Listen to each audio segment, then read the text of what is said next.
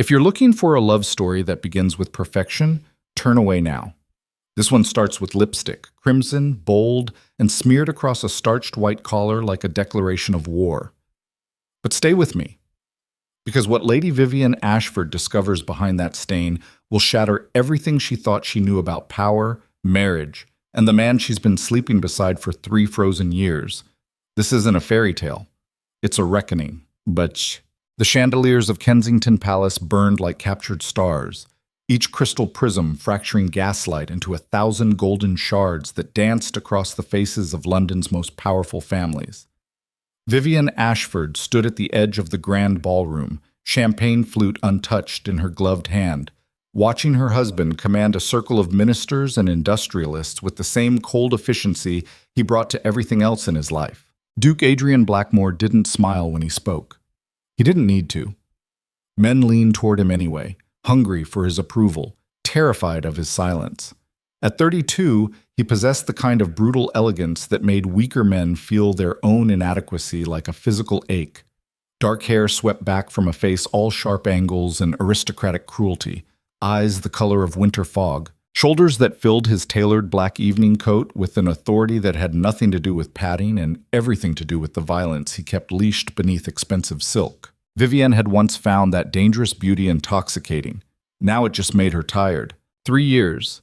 3 years of sleeping in separate wings of Blackmore Manor. 3 years of appearing at functions like this one, playing the dutiful duchess, while Adrian played the devoted husband for precisely the length of time required by social convention before retreating into whatever shadows consumed his actual attention. 3 years of a marriage that looked perfect from the outside and felt like slow suffocation from within. She knew the terms: political alliance between the Ashford banking fortune and the Blackmore title. She'd gone into it with her eyes open, or so she'd told herself at 19. Her father had needed the social elevation. Adrian had needed the capital to save his estate from his late brother's gambling debts. Love was never part of the contract, but she hadn't expected the loneliness to have teeth. The orchestra shifted into a waltz. Couples swirled across the marble floor like pieces in an elaborate game she'd stopped trying to win. Vivian set down her champagne and smoothed the deep emerald silk of her gown, checking her reflection in one of the gilt-framed mirrors that lined the ballroom walls. Pale skin, auburn hair swept into an elaborate coiffure studded with pearls, gray-green eyes that had learned to hide too much. She looked like exactly what she was: expensive, decorative, and utterly expendable. Adrian caught her gaze across the room. For a moment their eyes met, and she saw something flicker in that granite expression. Recognition, maybe, or assessment. Then Lord Pemberton said something that demanded his attention, and he turned away as if she'd never existed. She was halfway through deciding whether to feign a headache and leave early when she saw it. Adrian shifted his weight, angling toward the French doors that led to the palace gardens.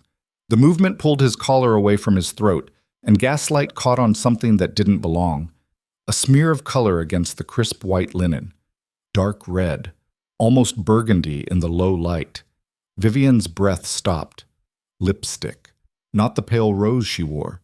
This was bold, dramatic, the kind of color a woman wore when she wanted to be remembered, the kind of color that left marks.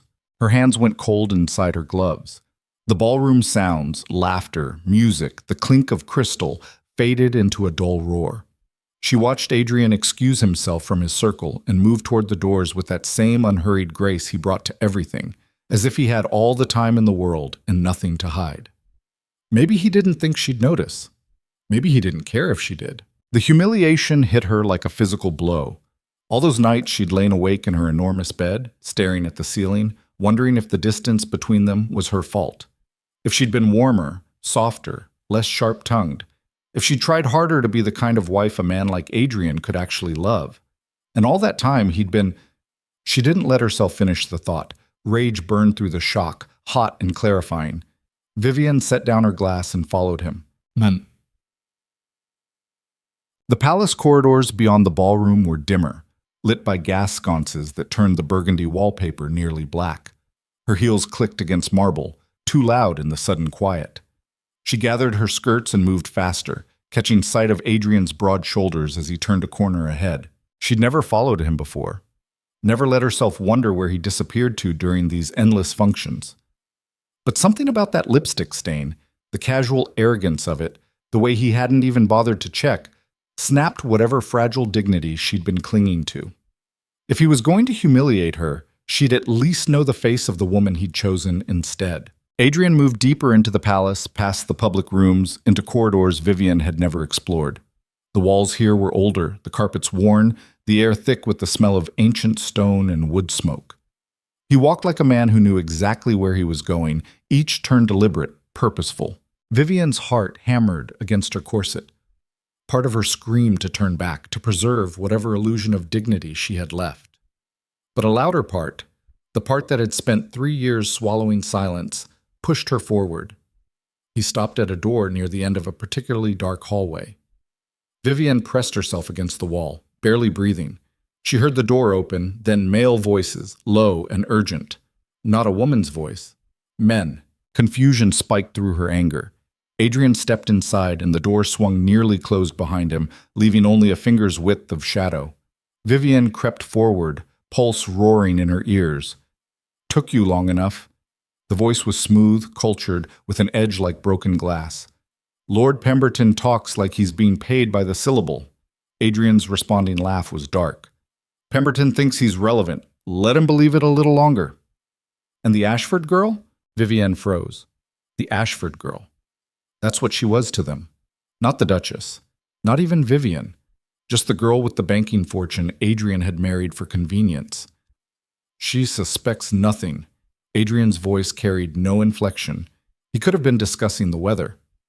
"She's harmless." Harmless. The word landed like a slap. "Are you certain?" A third voice now, older, with the rasp of too many cigars. "Women notice things, especially wives." "My wife notices what I allow her to notice." Adrian's tone hardened. "Now, shall we discuss why you called this meeting, or would you prefer to continue analyzing my marriage?" There was a pause. Vivian's hands trembled. She pressed them flat against her skirts, trying to still the shaking. "Harrington disappeared 3 days ago." The smooth voice again. "That makes 4 in 2 months. The others are getting nervous." "Good." Adrian's response came quick and cold. "Nervous men make mistakes. Have we traced the pattern? Southampton, Brighton, Dover, all port cities, all men with access to shipping manifests. Whoever's taking them knows exactly who to target." "And the bodies?" "No bodies. They simply vanish." Silence stretched. Vivian's mind raced. Disappearances. 4 men. Adrian discussing it like a military operation. This wasn't an affair. This was something infinitely worse. "The society is moving faster than we anticipated." The older voice sounded grim. "They're clearing out anyone who might expose the operation before the spring sessions." "Then we accelerate our timeline." Adrian's footsteps crossed the room. Vivian heard the clink of glass, liquid being poured.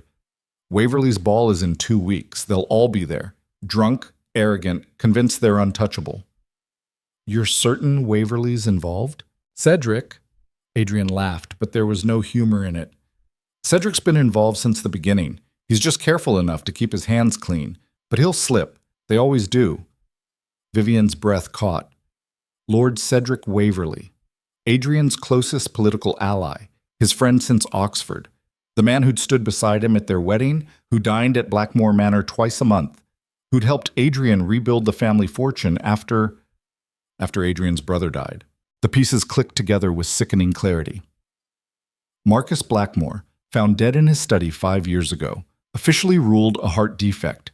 But Marcus had been 28, healthy, an athlete who boxed and rode and never showed a day's illness. What about the ledgers? The smooth voice cut through her spiraling thoughts. "Hidden. But I know where." Adrian's voice dropped lower. "The real question is whether we can move them before—" A floorboard creaked. Vivian's weight had shifted wrong, and the ancient wood beneath the carpet betrayed her. The sound cut through the conversation like a gunshot. What was that? The door. Footsteps, fast and heavy, crossed the room.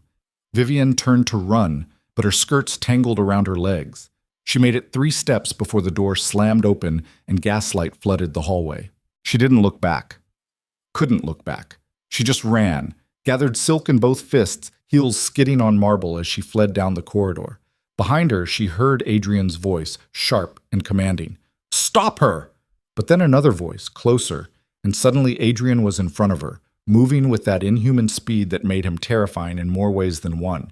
He caught her arm and spun her around, pulling her into an alcove shadowed by a massive portrait of some long-dead monarch. "What the hell are you doing here?" His voice was barely a whisper, but fury radiated from every syllable. "Let go of me!" Vivian wrenched against his grip. His fingers tightened. "Did they see you?" "I said let—" "Did they see your face?" The question stopped her, not her identity. Her face, as if it mattered whether they knew who she was versus simply knowing someone had been listening. Footsteps echoed behind them. Male voices, searching.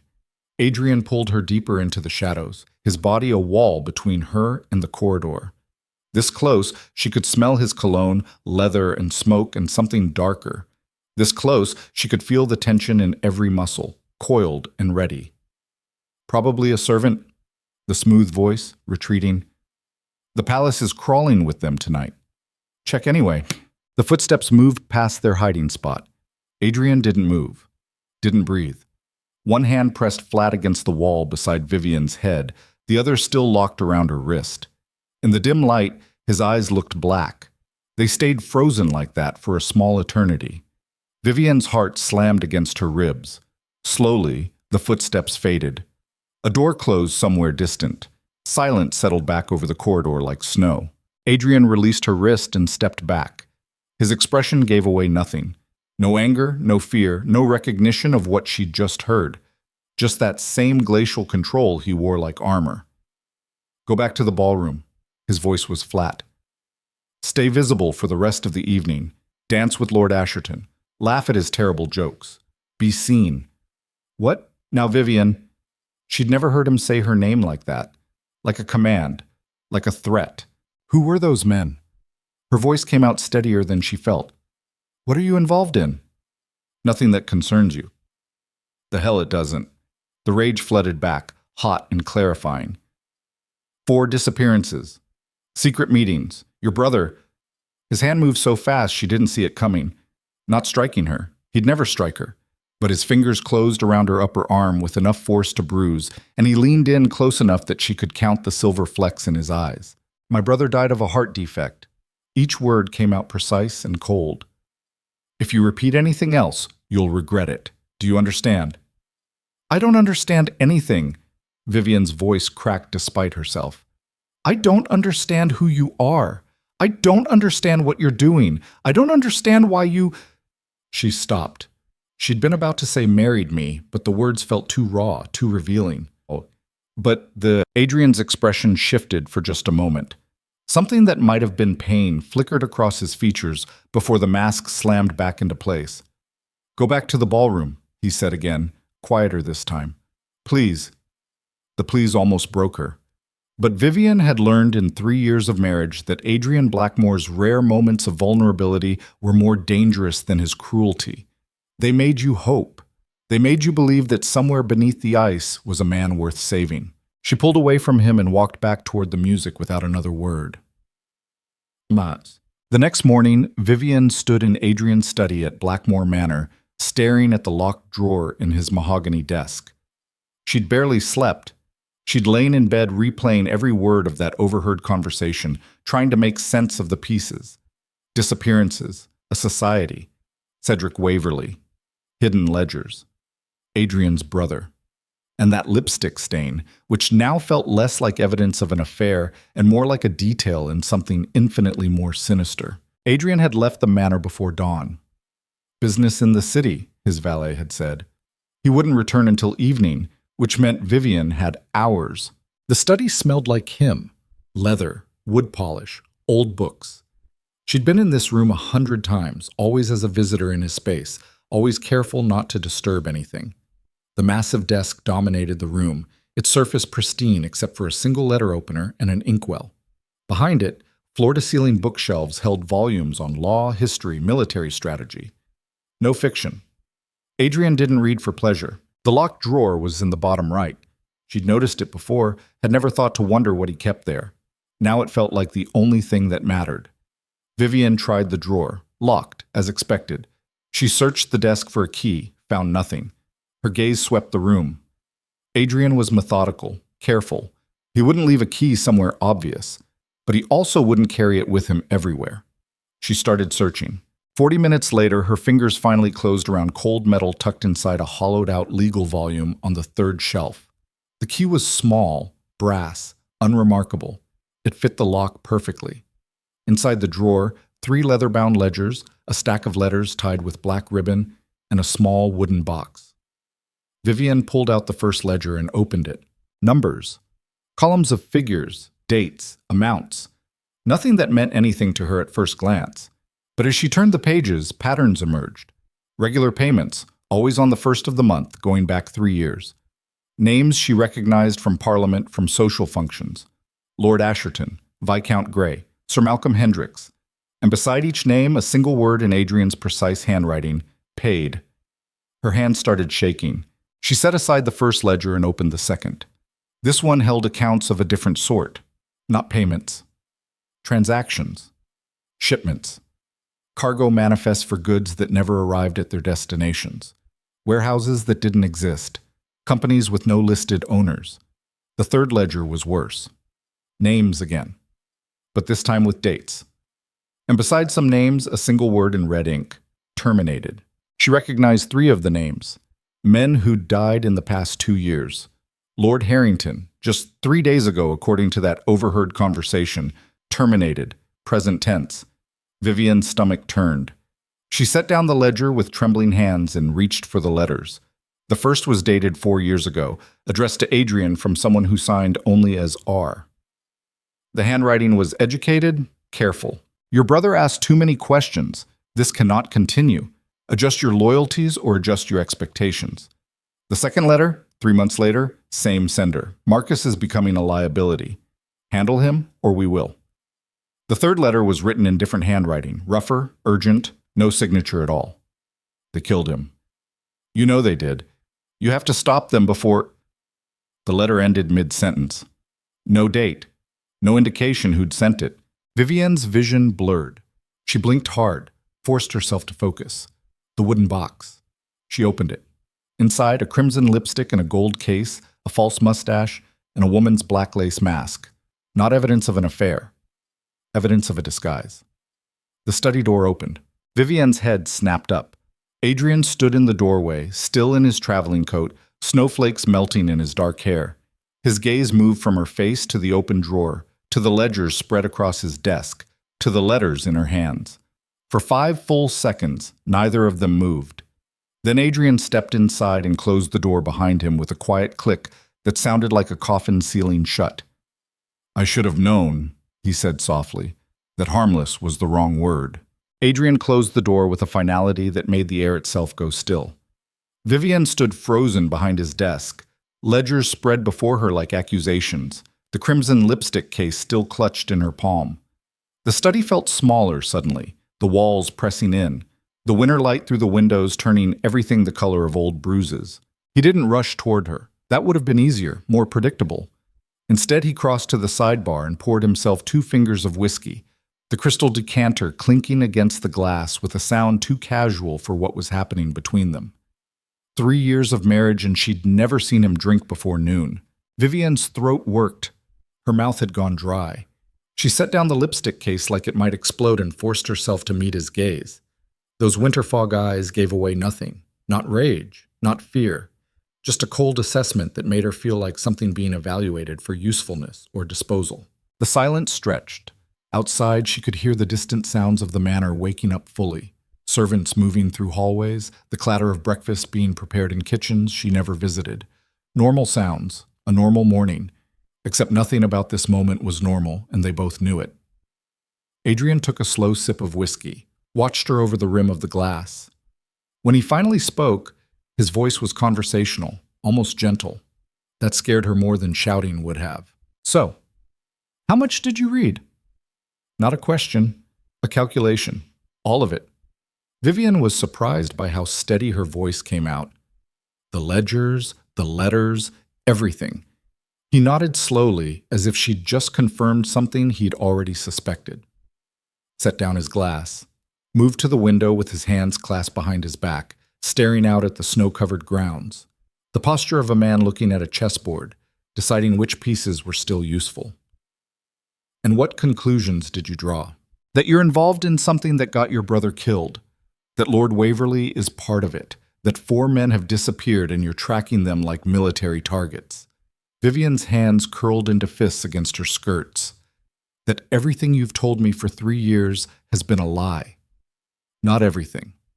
What then? Her voice cracked despite her best efforts. What part of our marriage wasn't a performance? He turned from the window. The morning light behind him turned his face into shadow, unreadable. For a long moment he just studied her, and she saw something move behind his eyes. Not quite regret. Something harder. More complicated. The part where I kept you alive. The words landed like a physical blow. Vivian's breath caught. Kept her alive. As if she'd been in danger. As if he'd been, "You think I married you for your father's money?" Adrian's voice stayed level, matter of fact. "You're partially right. I needed capital, but I also needed a wife who looked harmless, who society would dismiss as decorative and forgettable. Someone the conspiracy would never see as a threat. A conspiracy. So she'd been right. This went deeper than she'd imagined." He crossed to the desk, not approaching her, but not giving her space to escape either.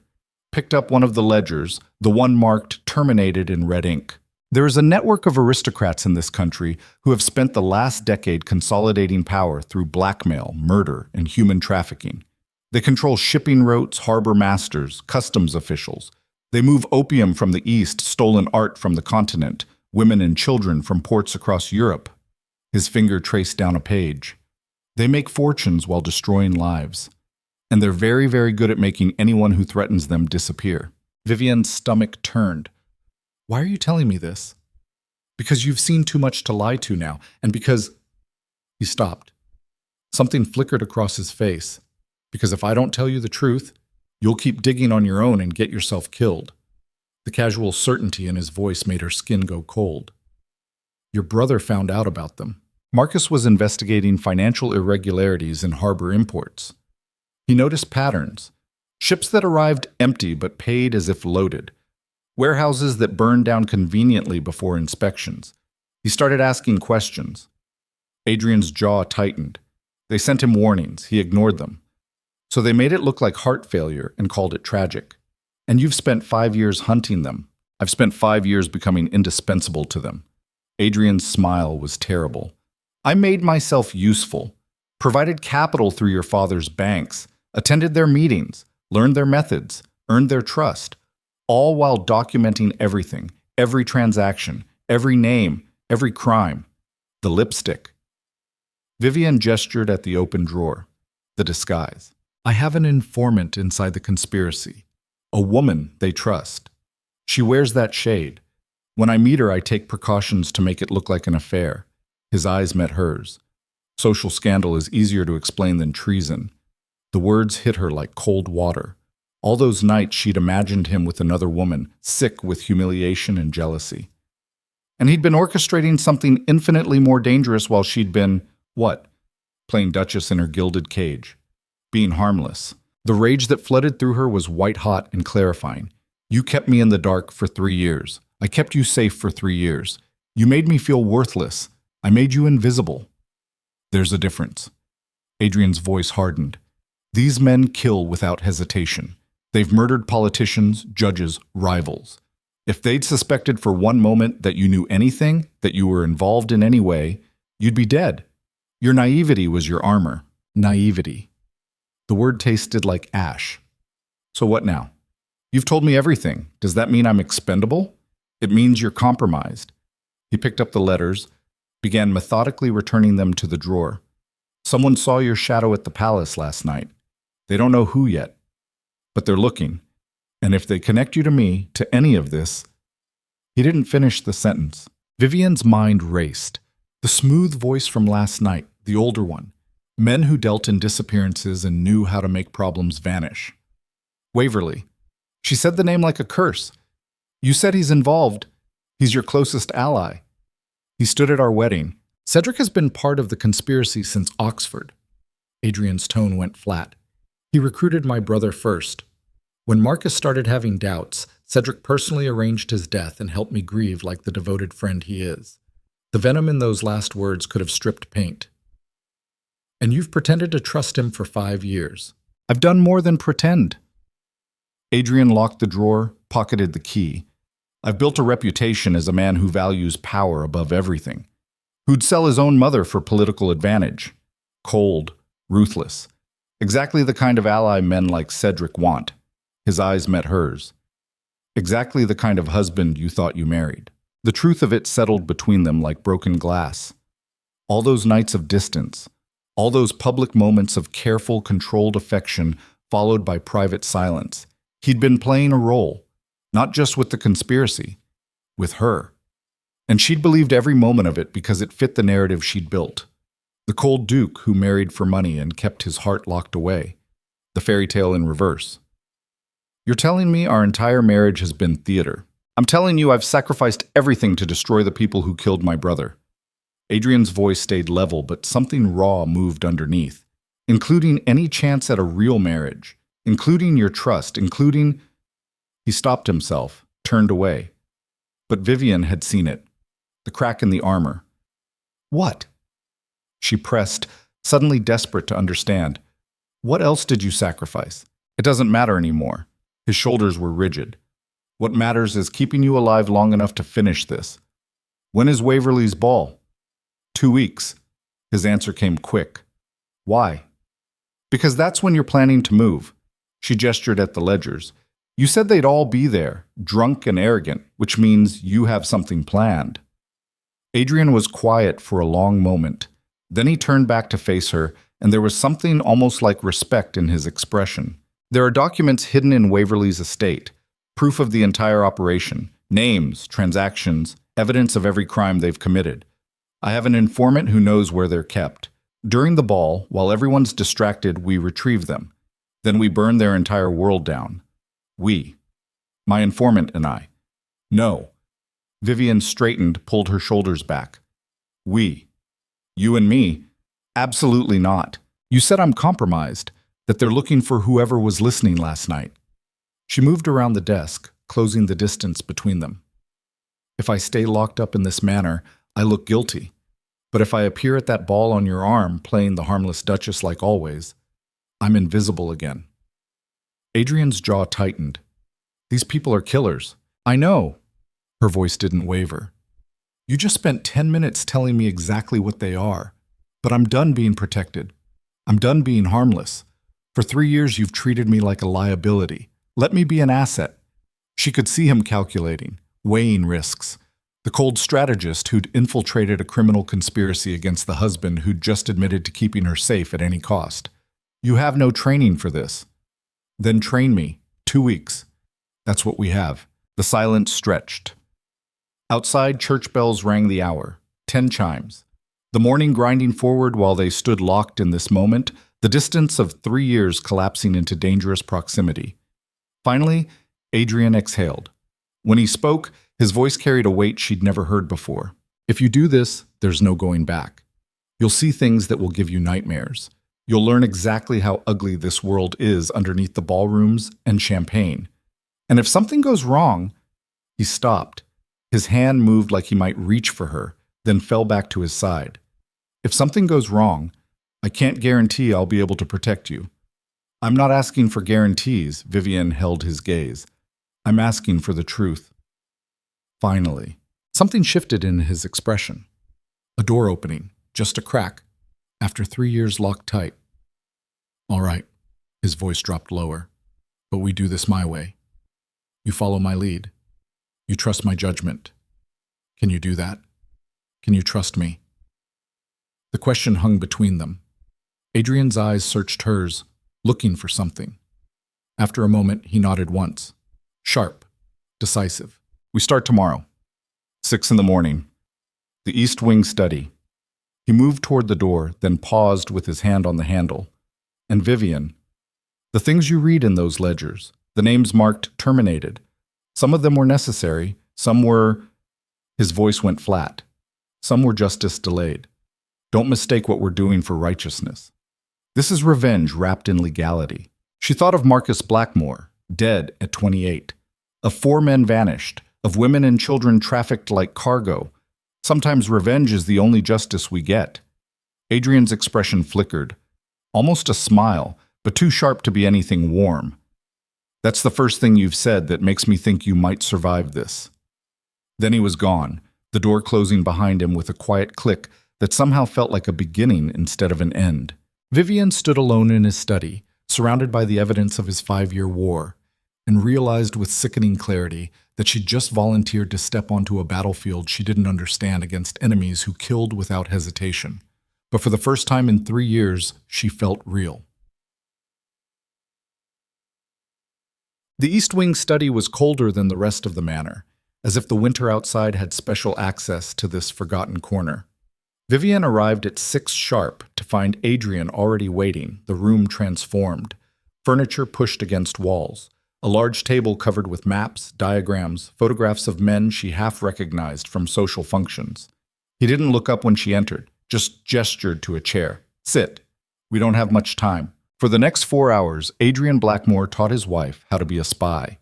He started with observation, how to read a room in 5 seconds, how to identify exits, threats, alliances, how to listen to 3 conversations simultaneously while appearing focused on one, how to make herself forgettable while remembering everything. The conspiracy operates on confidence. His voice was clinical, professional. They believe they're untouchable because they've been untouchable for years. That arrogance is their weakness. They don't see women as threats. They don't see wives as anything but decoration. You use that. He showed her how to carry poison in a hat pin, how to pick a simple lock with a hairpin, how to signal for help with the angle of a fan. Skills that felt absurd and theatrical until he explained exactly how his informant had used each one to stay alive. She's been undercover for 2 years. Adrian's finger traced a route on a map of Waverly's estate. She's earned their trust by being useful and invisible, like you'll be. What's her name? You don't need to know that. Adrian. He looked up, and there was something almost apologetic in his expression. The less you know, the safer she stays. If you're captured, you can't reveal what you don't have. Captured. The words sat heavy in the air between them. They moved on to physical training. He taught her pressure points, how to break a grip, where to strike to disable without killing. His hands on her wrists were clinical, impersonal, adjusting her stance, correcting her form. But once, when he was showing her how to escape a chokehold, their eyes met and something electric passed between them. Recognition of the strange intimacy this created, the trust required to let him put his hands around her throat, to practice violence in slow motion. He released her immediately, stepped back, cleared his throat. Again. From the beginning, the days blurred together. Dawn training sessions that left her muscles screaming. Afternoons spent memorizing faces from photographs, learning who was allied with whom, which men had debts, which had secrets, which would crack under pressure. Evenings listening to Adrian explain the conspiracy's structure like a general planning a siege. At night, alone in her room, Vivian studied the notes she'd taken. Tried to reconcile this Adrian, focused, intense, trusting her with information that could get them both killed, with the cold stranger she'd lived beside for 3 years. She kept coming back to one realization. He'd been alone in this. For 5 years, carrying the weight of his brother's murder, infiltrating a network of killers, playing a role every waking moment with no one to trust and no room for error. He'd been just as trapped as she was, just in a different cage. On the 7th day, Adrian brought her to the manor's old wine cellar, showed her a hidden door she'd never noticed, a passage that led to a series of tunnels beneath the estate. Waverly Manor has a similar system. He handed her a lantern. If something goes wrong during the ball, these will be your escape route. You need to know them by feel, by memory. They spent hours in the dark, Adrian making her navigate the tunnels blindfolded until she could map them in her mind. Once, she stumbled, and he caught her elbow to steady her. The touch lasted a moment longer than necessary. Thank you, her voice echoed off stone walls, for teaching me, for trusting me with this. His hand dropped away. Don't thank me yet. You haven't seen what we're walking into. But there was something different in his tone. Less ice. More, she couldn't quite name it, acknowledgement, maybe. That she was more than he'd given her credit for. On the 10th day, a letter arrived. Adrian read it at breakfast, his expression going carefully blank in the way she'd learned meant trouble. When he finished, he set it down with too much control. What is it? The conspiracy moved up their timeline. His eyes met hers. Waverly's ball is tomorrow night. We're out of time. Vivienne's coffee cup rattled against its saucer. Tomorrow. She'd expected 2 more weeks. Instead, are we ready? No. Adrian stood, began pacing. My informant wasn't supposed to make contact until the 15th. If the ball's tomorrow, she won't have had time to confirm the location of the documents. We'll be going in blind, so we postpone. We can't. If we don't show, they'll know something's wrong. Absence is suspicion. He stopped pacing, turned to face her. Can you do this?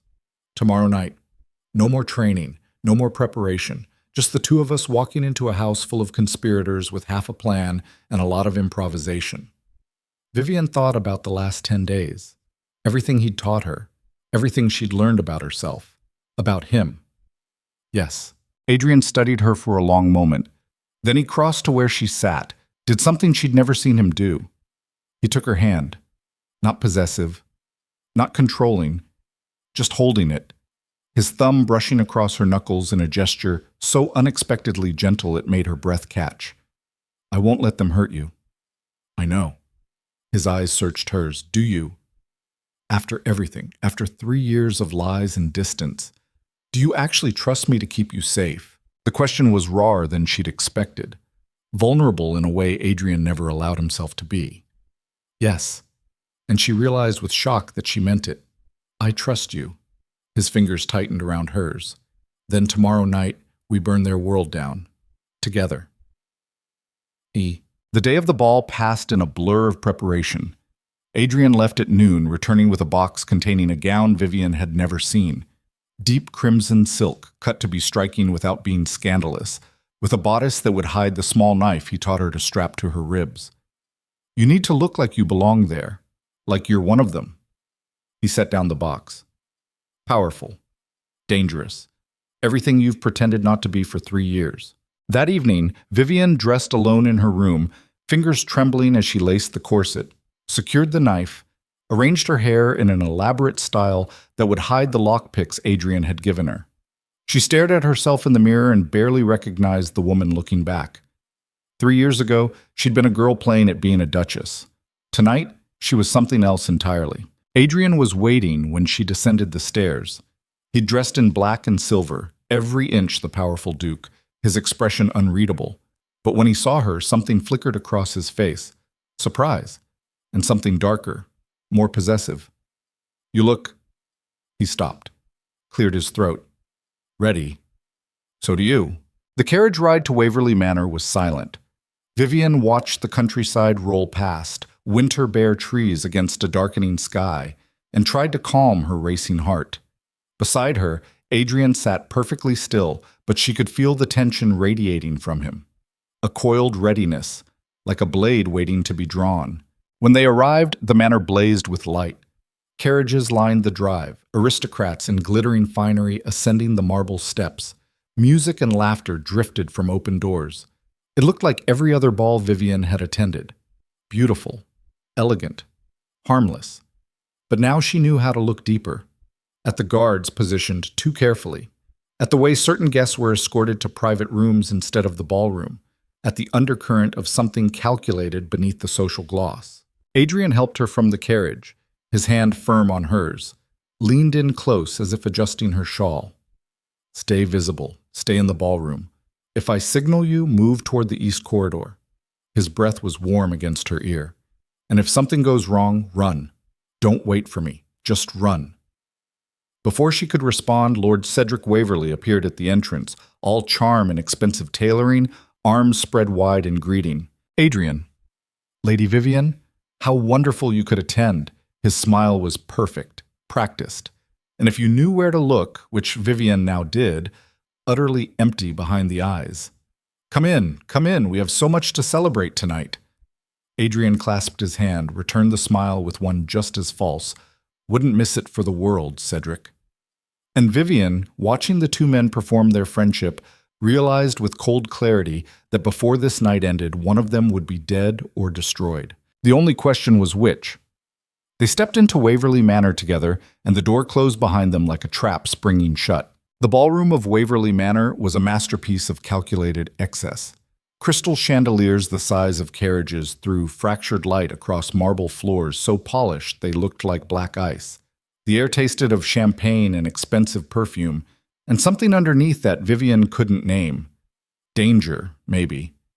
Or the particular rot that came from too much power concentrated in too few hands. She stood at Adrian's side, champagne flute untouched in her gloved hand, and counted exits the way he'd taught her. 3 visible doors. Windows along the western wall. Service corridors hidden behind silk panels. Her corset pressed the knife against her ribs with every breath, a constant reminder of what this evening actually was beneath the music and laughter. Not a ball. A hunting ground. Adrian moved through the crowd with the easy confidence of a man who belonged here, exchanging pleasantries with lords and ministers, his hand occasionally resting at the small of Vivian's back. To anyone watching, they looked like what they were supposed to be. The Duke and Duchess of Blackmore. Powerful. United. Untouchable. But Vivian could feel the tension in Adrian's touch, the way his eyes never stopped moving, cataloging faces, tracking patterns. He was searching for something, or someone. Lord Waverley appeared beside them, with 2 fresh glasses of champagne and a smile that belonged on a stage. "My dear Duchess, you look absolutely radiant tonight. That color suits you remarkably well." Vivian accepted the glass with a practiced smile. "Lord Waverley, your home is breathtaking as always. Only the setting, my dear." The true beauty walked through my door on Adrian's arm. Cedric's eyes lingered on her just long enough to feel deliberate. "Tell me, has marriage to our brooding Duke taught you to appreciate the finer things in life? Or does he keep you locked away in that fortress of his?" The words were jovial, but there was something underneath. A test, maybe. Vivian felt Adrian's mustin tighten imperceptibly at her back. "Adrian has been teaching me all manner of new things." She kept her voice light, playful. "I find I'm far more capable than I used to believe." Cedric's smile didn't waver, but something shifted behind his eyes. "Is that so? How marvelous. Growth is so important in a marriage. Wouldn't you agree, Adrian? Essential." Adrian's voice carried that flat edge Vivian had learned meant he was calculating something. "Speaking of growth, I noticed Lord Asherton's not in attendance. I had hoped to discuss those shipping contracts we reviewed last month." Cedric's expression flickered. Just for a moment. Then the mask slid back into place. "Asherton sends his regrets. A sudden illness. Nothing serious, I'm assured." Vivian's blood went cold. Lord Asherton. She'd seen that name in Adrian's ledgers, marked as questioning certain transactions, getting too curious. How unfortunate. Adrian's tone gave away nothing. "I do hope he recovers swiftly. I'm certain he will." Cedric gestured toward the dance floor. "But enough talk of business. The orchestra is playing, and it would be a crime to let such a stunning dress go to waste. Lady Vivian, may I have this dance?" It wasn't really a question. Vivian felt Adrian's hand fall away from her back. When she glanced at him, his expression was unreadable, but his eyes held a warning. "Be careful." She set down her champagne and took Cedric's offered arm. The waltz was already in motion, couples swirling across the floor in practiced synchronization. Cedric led her into the pattern with the easy grace of someone who'd been trained since childhood. His hand at her waist was firm, but not possessive. His smile never faltered. They danced in silence for half a turn before he spoke. "You know, I've always admired you, Vivian. May I call you Vivian?" "Of course. Most women in your position would have crumbled under the weight of being married to someone like Adrian." His voice was conversational, but his eyes were sharp, calculating. "He's not an easy man, cold, distant, obsessive about his work. Yet you've maintained such grace, such dignity." "Adrian is complicated." She kept her voice steady. "But I've learned to understand him." "Have you?" Cedric spun her gently, and for a moment they were face to face, close enough that she could smell the brandy on his breath. "I wonder, do you understand why he married you?" The question landed like a knife between her ribs, precision placed to wound. Vivian forced her expression to remain pleasant, even as her mind raced. This was a trap. Everything about this conversation was a trap. He needed an alliance. She gave the expected answer. My father's banks, his family's title. It was practical. Yes, practical. Cedric's smile widened. Adrian is nothing if not practical. Did you know he came to me before proposing to you? Asked my advice on which banking family would be most useful. We reviewed 3 options. Your father wasn't even his first choice. The words cut deeper than they should have.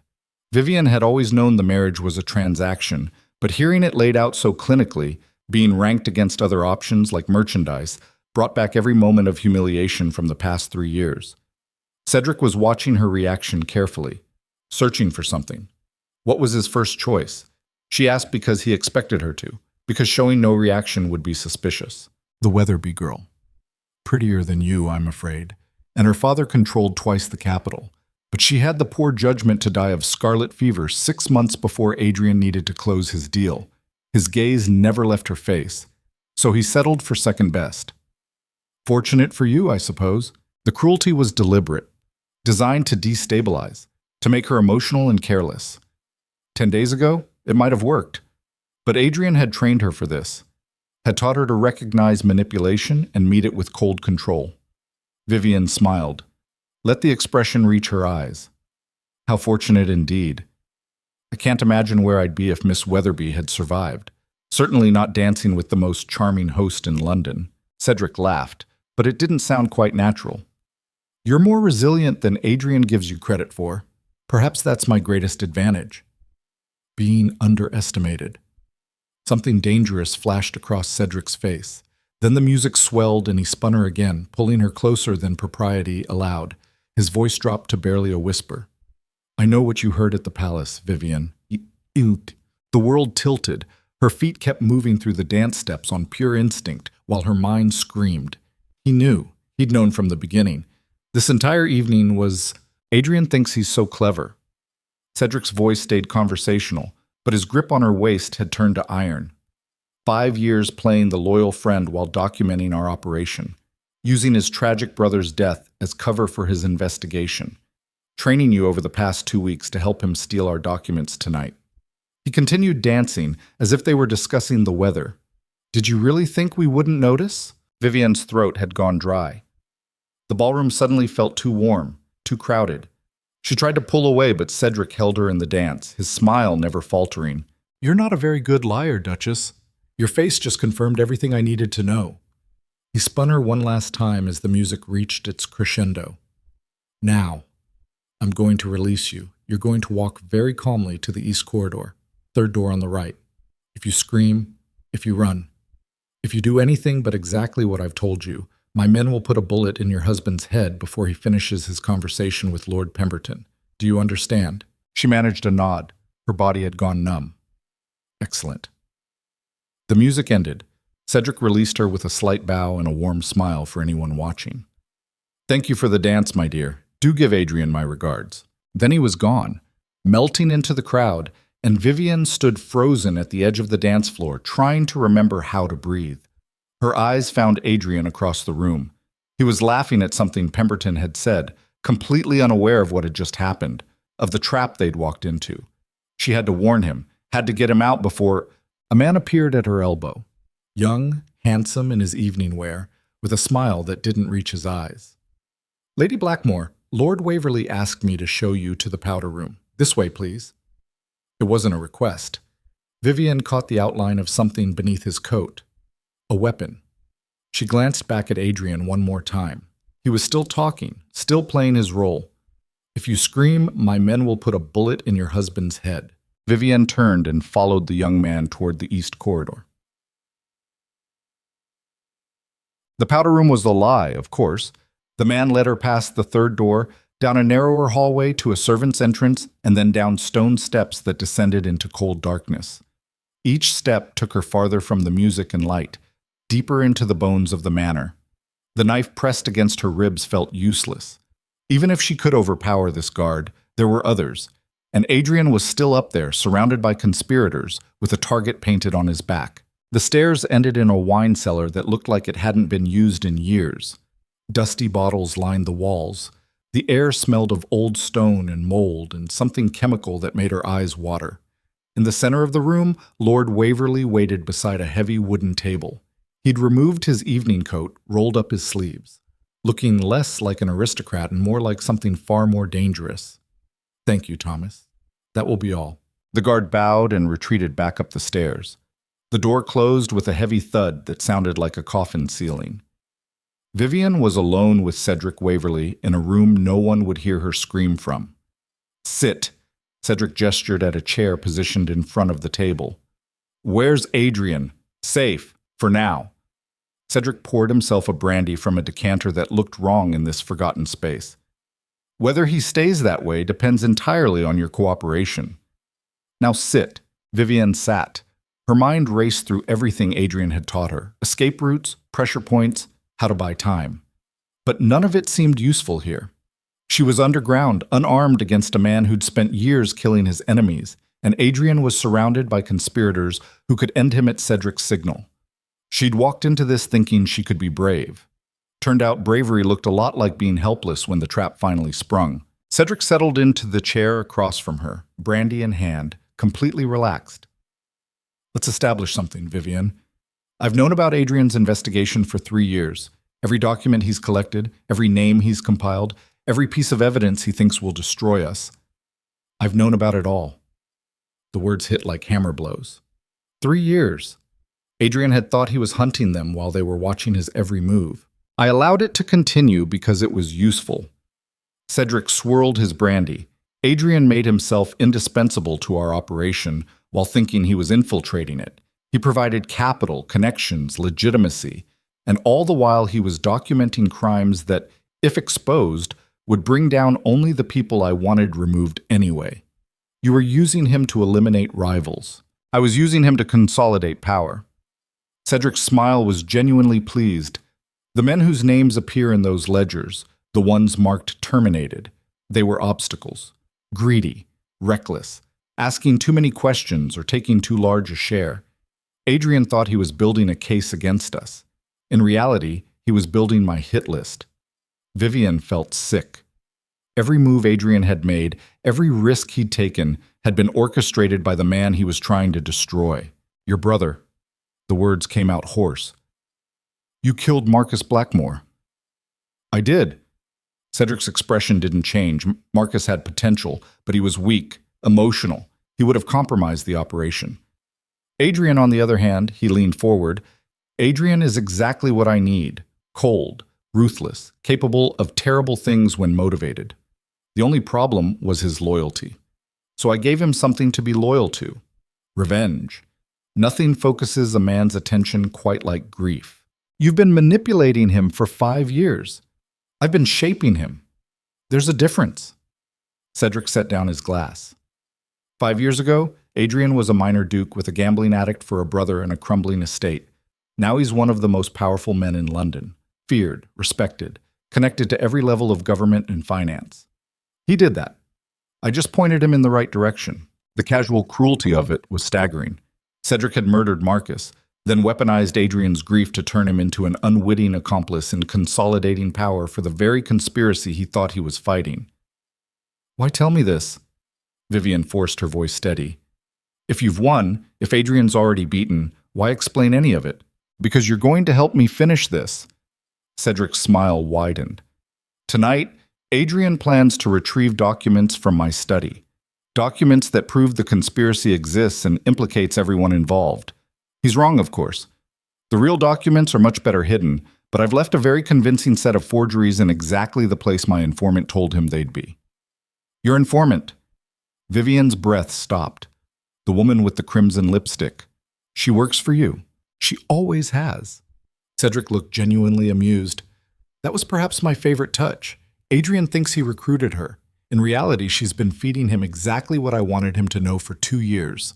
Every piece of intelligence, every secret meeting, every bit of evidence, all carefully curated." The full weight of the trap finally became clear. Adrian had never infiltrated anything. He'd been led by the hand through 5 years of choreographed investigation, collecting evidence against people Cedric wanted removed while the real conspiracy operated untouched. And now he was walking into another trap to steal documents that would... What? What happens when he takes the forgeries? He'll be caught with fabricated evidence implicating him in crimes he didn't commit: trafficking, murder, treason. Cedric's voice stayed conversational. By dawn, Adrian Blackmore will be under arrest, his reputation destroyed, his fortune seized, his life effectively over. And you, my dear Duchess, will be a grieving widow with access to the Ashford banking empire and a very understandable desire to distance yourself from your criminal husband's legacy. You want me to take over Adrian's role, to be your new tool. I want you to survive. Cedric stood, moved to stand behind her chair. His hands rested on her shoulders, heavy and threatening. Adrian trained you well these past 2 weeks. You're smarter than you were, more capable. You could be genuinely useful if properly motivated, or you could die beside your husband when this all collapses. The choice is yours. The knife against her ribs felt like it was burning through fabric and bone.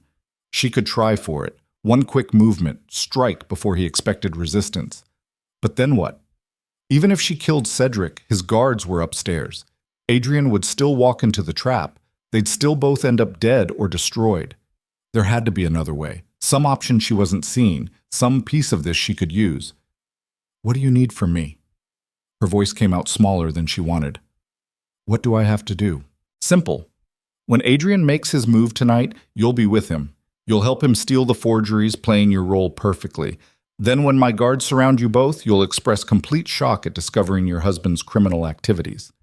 Cedric's fingers tightened on her shoulders. You'll tell the authorities he manipulated you, lied to you, coerced you into helping him. You'll provide testimony against him, and in exchange, you'll walk free with your reputation and fortune intact. You want me to betray him. I want you to survive him. There was something almost gentle in Cedric's voice. Adrian is already finished, Vivian. I've spent 5 years making sure of it. The only question now is whether you go down with him or walk away. Be practical. Isn't that what this marriage has always been about? The words landed exactly where they were meant to. Vivian thought of Adrian's admission that he'd reviewed 3 banking families before settling on hers. Second best. A practical choice. Their entire marriage built on calculation and convenience. Why would she sacrifice herself for a man who'd never loved her? I need time to think. You have until Adrian makes his move. Cedric released her shoulders, stepped back. I estimate you have about 30 minutes before he signals you. Use them wisely. He walked to the stairs, paused with one hand on the railing. Oh, and Vivian, don't bother trying to warn him. My guards have orders to kill him at the first sign you've deviated from the plan. The only way he survives tonight is if you play your role exactly as scripted. Everything else leads to a bullet. Then he was gone, the door closing behind him, and Vivian was alone in the cold cellar with 30 minutes to decide whether to save herself or damn herself, trying to save a man who'd built their entire marriage on lies. 27 minutes later, Adrian appeared at the cellar door. He moved down the stairs with careful silence, a pistol in one hand, his expression set in hard lines. When he saw her sitting alone at the table, relief flashed across his face before suspicion took over. Vivian. He crossed to her quickly, eyes scanning for threats. Are you hurt? What happened? Cedric knows. The words came out flat. He knows everything. About your investigation, about tonight, about all of it. Adrian went still. The kind of stillness that preceded violence. How long?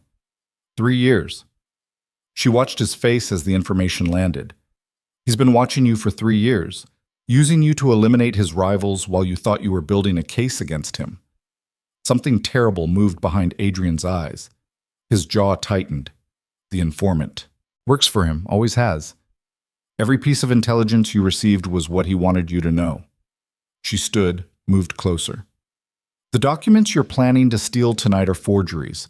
When you take them, his guards will arrest you with fabricated evidence. Trafficking, murder, treason. He'll destroy you and take control of the Ashford fortune through me. Through you. He wants me to betray you, to testify that you manipulated and coerced me. In exchange, I walk free. Adrian's expression went completely blank. The kind of blankness she'd learned meant he was calculating a dozen strategies simultaneously. Do you believe him? Yes. And are you going to do it? The question sat between them like a loaded weapon. Vivian saw the moment he braced for her answer. the way his shoulders shifted, his weight settling like a man preparing to take a blow. He'd lived with betrayal for so long he was already accepting this one before she'd even spoken. That's what broke something in her. Not his strength, his resignation. As if he'd always known this moment was coming. As if he'd always expected even she would abandon him eventually. No. Her voice came out stronger than she felt. I'm not doing it. Adrian exhaled. It might have been relief, or it might have been something more complicated. His hand came up like he might touch her face, then dropped back to his side. Then we're both dead. His voice was matter-of-fact. Cedric won't let us leave here alive if you've chosen me over survival. Probably. Why? The question came out rough, raw. After everything, after 3 years of coldness and lies and distance, why would you choose this? Vivienne thought about the past 2 weeks. The training sessions, the late-night planning, the way Adrian had slowly let her see the man beneath the Duke. She thought about Marcus Blackmore, murdered for asking questions, about 4 disappeared men, about 5 years of Adrian carrying this alone, because someone has to stop them. She met his eyes. And because you're not the only one who's tired of being afraid. Something in Adrian's expression cracked. For just a moment, she saw everything he'd been holding back.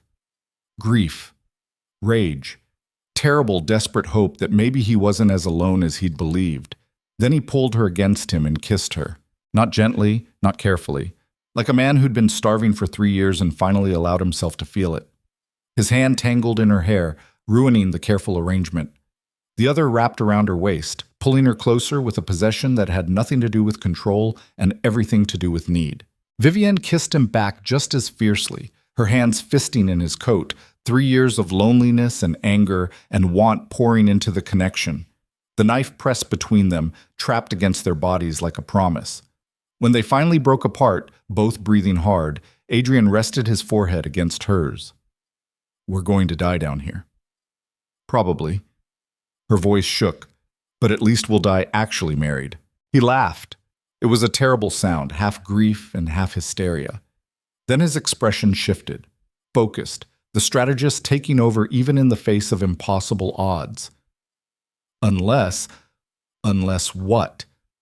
Cedric wants you to betray me when the guards arrive, which means he's set up a scenario where guards will arrive. He pulled back, started pacing, thinking out loud, which means there's a signal. A specific moment when this all comes together. The documents. When you take the forgeries from his study. Yes. Adrian's eyes were fierce now, calculating. But if we don't go to the study, if we change the pattern entirely, he'll just have you arrested anyway. You said it yourself. He spent 5 years setting this trap. The evidence against you is already fabricated, but not deployed. Adrian stopped pacing. Cedric wants theater. He wants me caught red-handed with stolen documents so the arrest looks legitimate. If I never touch the forgeries, if I'm nowhere near his study when the guards come, the whole narrative falls apart. Then what do? We give him what he actually wants. Adrian's smile was vicious. Power, consolidation, the removal of rivals. His grip tightened on the pistol. We burn it all down. The conspiracy, the evidence, Cedric himself. We make it so catastrophic that there's nothing left for him to control. Vivienne stared at him. You want to destroy everything, including the actual evidence of their crimes. If we try to expose them through legal channels, Cedric will bury us in fabricated charges before we can present anything real. The system is theirs, the judges, the investigators, all compromised. Our only option is to make the conspiracy so toxic that being associated with it becomes fatal.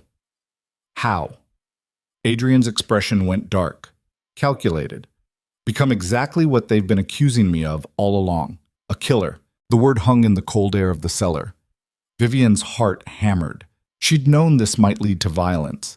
But hearing Adrian say it so calmly, seeing the absolute conviction in his eyes, this wasn't justice. This was execution. The cellar door opened. Footsteps on the stairs. Adrian's gun came up instantly, but it was only a young woman in servant's clothes, her face pale in the lamplight. Your Grace. The woman's voice was barely a whisper. Lord Waverley sent me to fetch the Duchess. He wants her in position. Adrian's eyes met Vivienne's. This was it. The moment Cedric's plan required her to move into place. to stand beside Adrian when he stole the forgeries so her betrayal would look authentic. Decision time. Tell Lord Waverley the Duchess will be along shortly. Adrian's voice carried absolute authority. We're having a private moment. The servant hesitated, clearly terrified. My lord, he was very specific about timing. Then tell him to wait. Adrian stepped forward, and whatever the woman saw in his face made her retreat back up the stairs without another word. The door closed. They were alone again, the clock ticking down to catastrophe. Adrian turned back to Vivian. If we do this, there's no going back. We'll be fugitives or corpses by dawn. Everything you were, everything you thought your life would be, it ends tonight. She thought about this past 3 years. The loneliness, the humiliation, the slow suffocation of a life lived in service to other people's plans.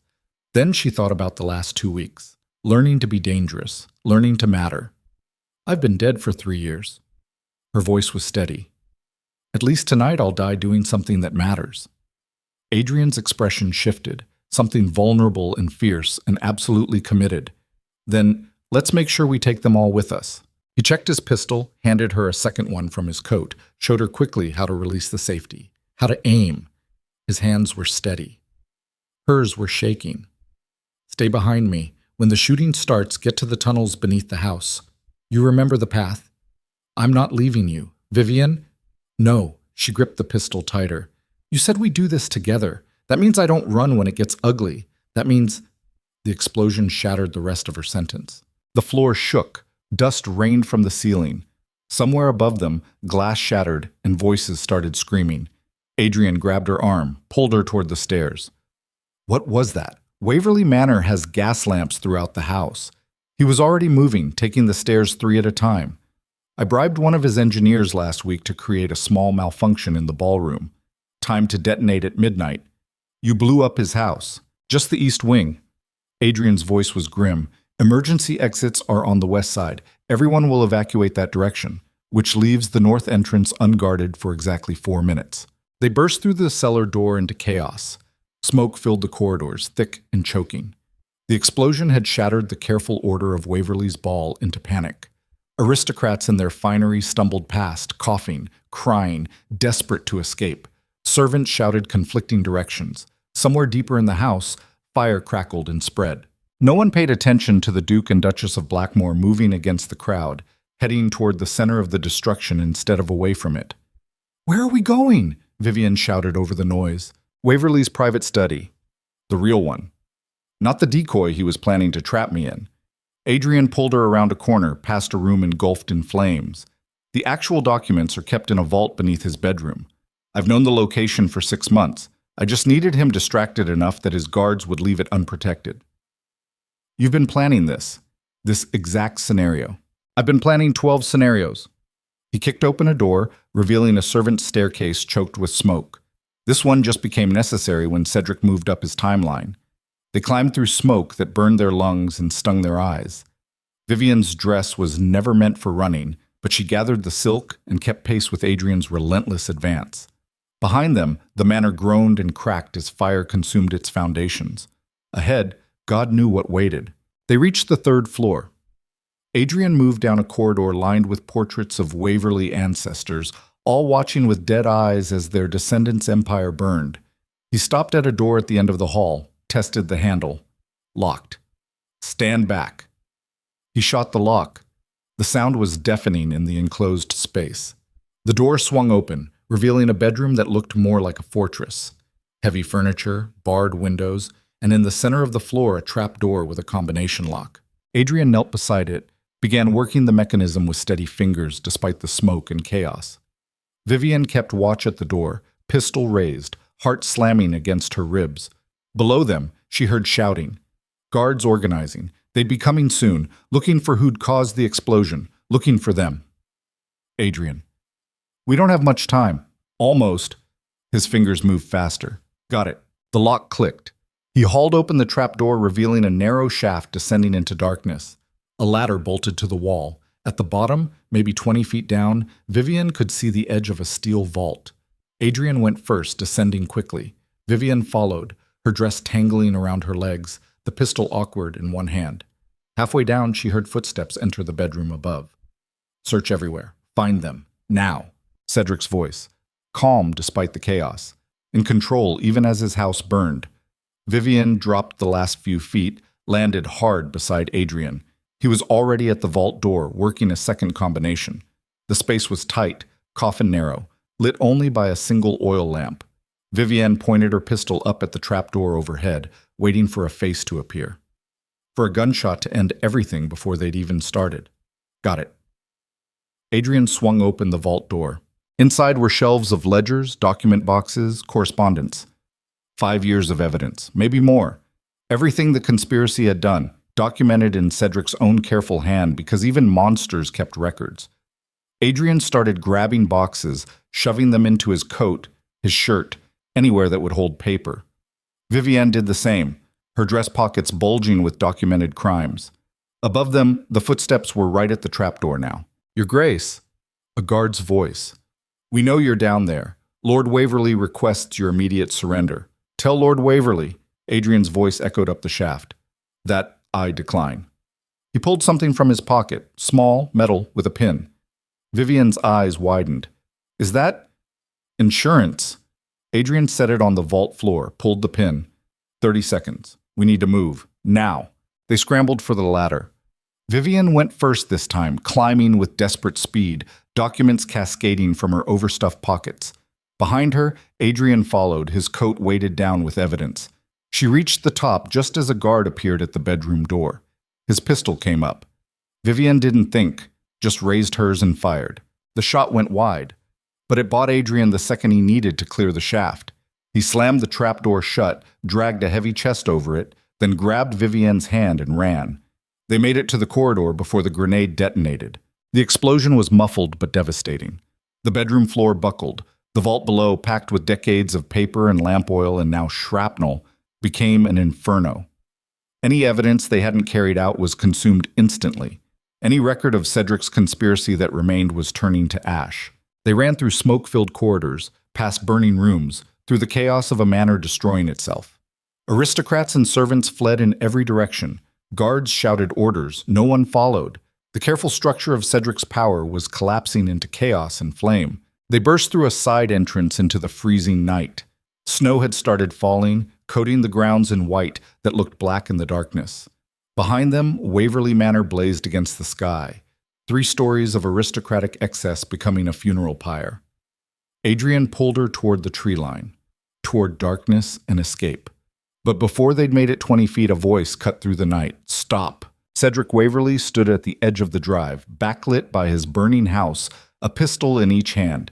His evening clothes were torn, soot stained his face, but his expression was perfectly calm, perfectly controlled. 5 years. His voice carried across the snow. 5 years I invested in you, Adrian, shaping you, making you useful.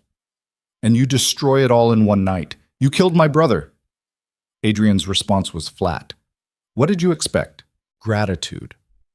Cedric raised one pistol, aimed it at Adrian's chest.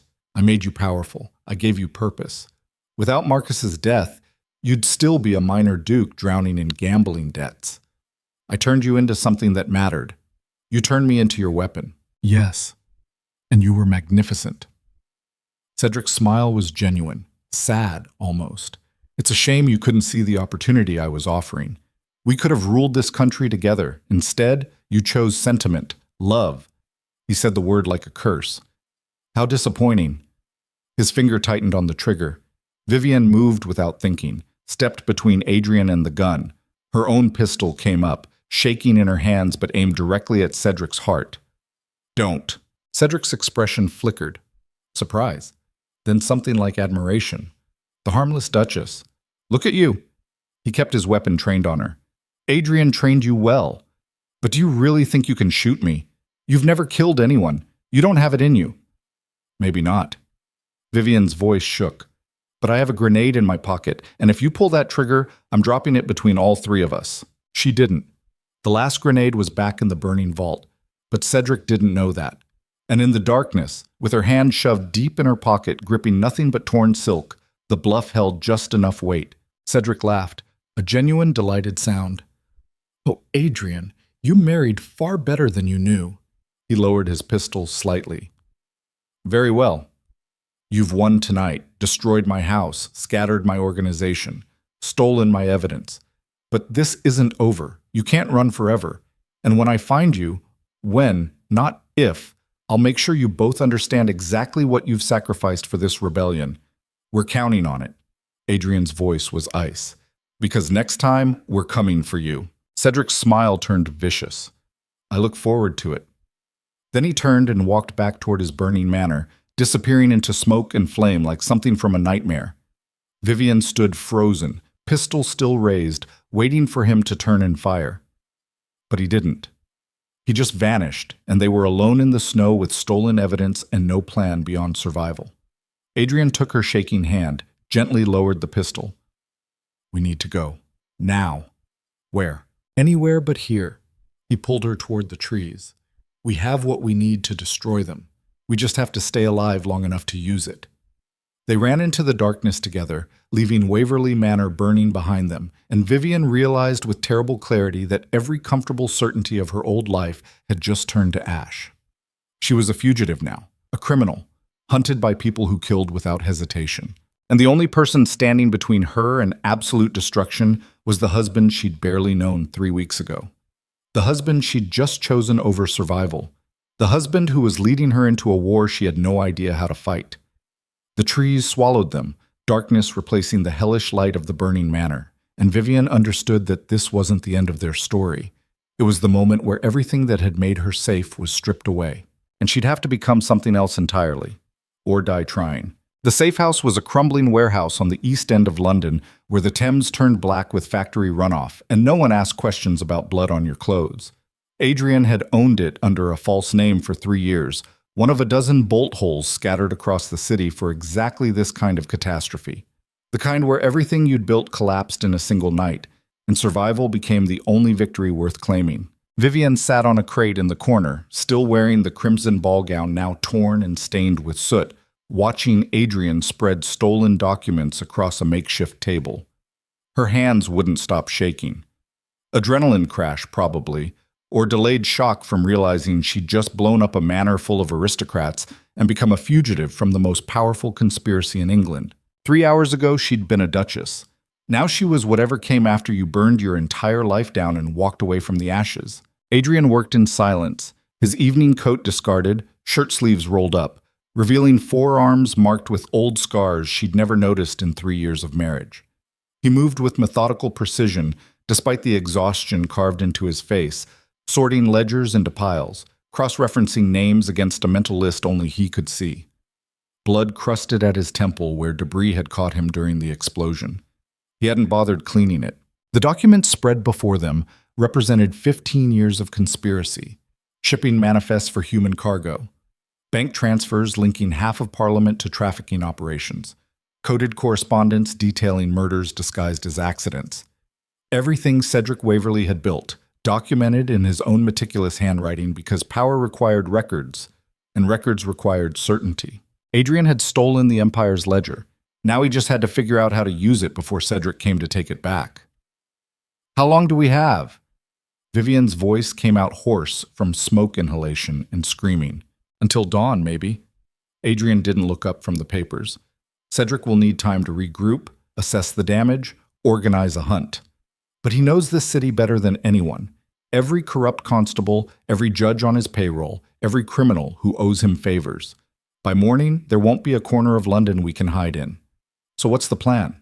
Adrian finally looked at her. His eyes were bloodshot, exhausted, but underneath the fatigue was something she'd never seen before. Not calculation, not cold strategy. Something rawer, more desperate. There is no plan. His admission came out flat. I thought we'd have time, weeks to analyze the evidence, build an airtight case, present it to the few officials who aren't compromised. Instead, we have hours and half the documentation is incomplete. He gestured at the scattered papers. This proves the conspiracy exists. It proves Cedric's involvement, but it doesn't prove who else is complicit at the highest levels. Without that, any judge we approach could be one of them. Any constable could arrest us on sight. Then we find someone we can trust. Adrian laughed. It was a terrible sound. I've spent 5 years learning there's no such thing. Everyone has a price or a pressure point. Everyone can be bought or blackmailed or threatened into compliance. The only person in this entire city I trust completely just aimed a fake grenade at the most dangerous man in England to save my life. The words hung in the cold warehouse air. Vivian felt something crack open in her chest. After 3 years of distance and careful control, Adrian was finally admitting he needed her, not as an asset or a cover story, as the only person standing between him and absolute annihilation. She stood, crossed to the table, looked down at the evidence of so many crimes, names she recognized from every social function she'd attended for 3 years, men who'd complimented her dress, women who'd poured her tea, all of them complicit in trafficking and murder while she'd smiled and played harmless and never suspected the rot underneath the elegant surface. Then we don't go to the authorities. Her voice steadied as an idea took shape. We go to the people they've hurt, the families of the disappeared men, the survivors of their trafficking operations. We give them the evidence and let them demand justice publicly. Cedric can silence a judge. He can't silence 100 victims screaming for accountability. Adrian's expression shifted, calculating the angles, the risks. A public campaign. The papers would cover it. Society would be forced to respond. Or Cedric kills us before we can organize it. He set down the ledger he'd been holding. We'd need to survive long enough to contact the victims, compile testimony, coordinate a simultaneous reveal across multiple newspapers. That's days of work. We have hours. Then we buy more time. How? By giving Cedric something he wants more than revenge. Vivian picked up one of the ledgers, felt its weight. You said some of these documents implicate his rivals, people he wants removed. What if we offer him a trade? We return the evidence that threatens him personally in exchange for safe passage out of London. Once we're clear, we use what we kept to destroy him from a distance. Adrian was shaking his head before she finished. He'll never accept it. The moment we make contact, he'll have guards surrounding us. And even if he did agree, what's to stop him from killing us the moment we hand over the documents? Nothing. Which is why we don't actually hand them over. We make him think we will. Set up a meeting in a public location. Then use the chaos to slip away while he's waiting for a trade that never comes. You want to double-cross him. I want to survive long enough to destroy him properly. Vivian met Adrian's gaze. You taught me these past 2 weeks that sentiment is a liability. That the only way to win against someone like Cedric is to be more ruthless than he expects. So let's be ruthless. For a long moment, Adrian just stared at her. Then something like pride flickered across his exhausted features. When did you become terrifying? About 3 hours ago, when I told a murderer I had a grenade I didn't actually have. She managed a smile that felt wrong on her face. Turns out I'm very good at lying when my survival depends on it. Adrian crossed to her, slowly, like approaching something dangerous he wasn't sure he should touch. When he reached her, his hand came up to cup her face, thumb brushing across the soot staining her cheek. I'm sorry. His voice dropped to barely a whisper.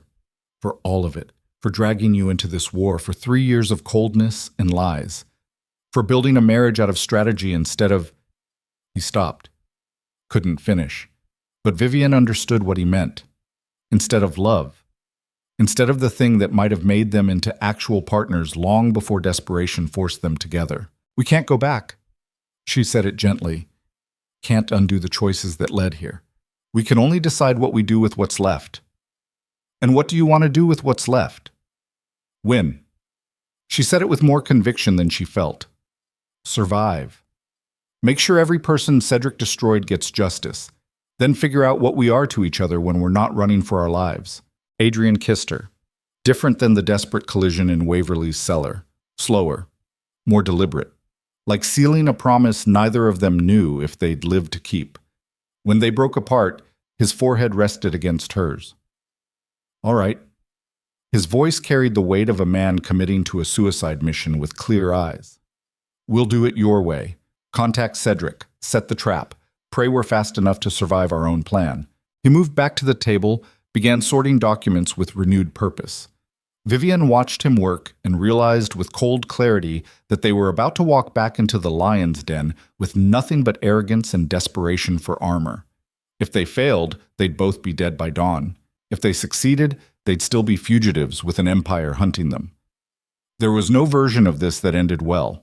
Only versions where they died fighting versus died hiding. She chose fighting. The message was delivered at 4 in the morning by a street urchin who'd been paid enough not to remember faces. Simple. Direct. Written in Adrian's precise hand on expensive paper that still smelled like smoke. Cedric, I have what you want. Meet me at dawn. Liverpool Street Station.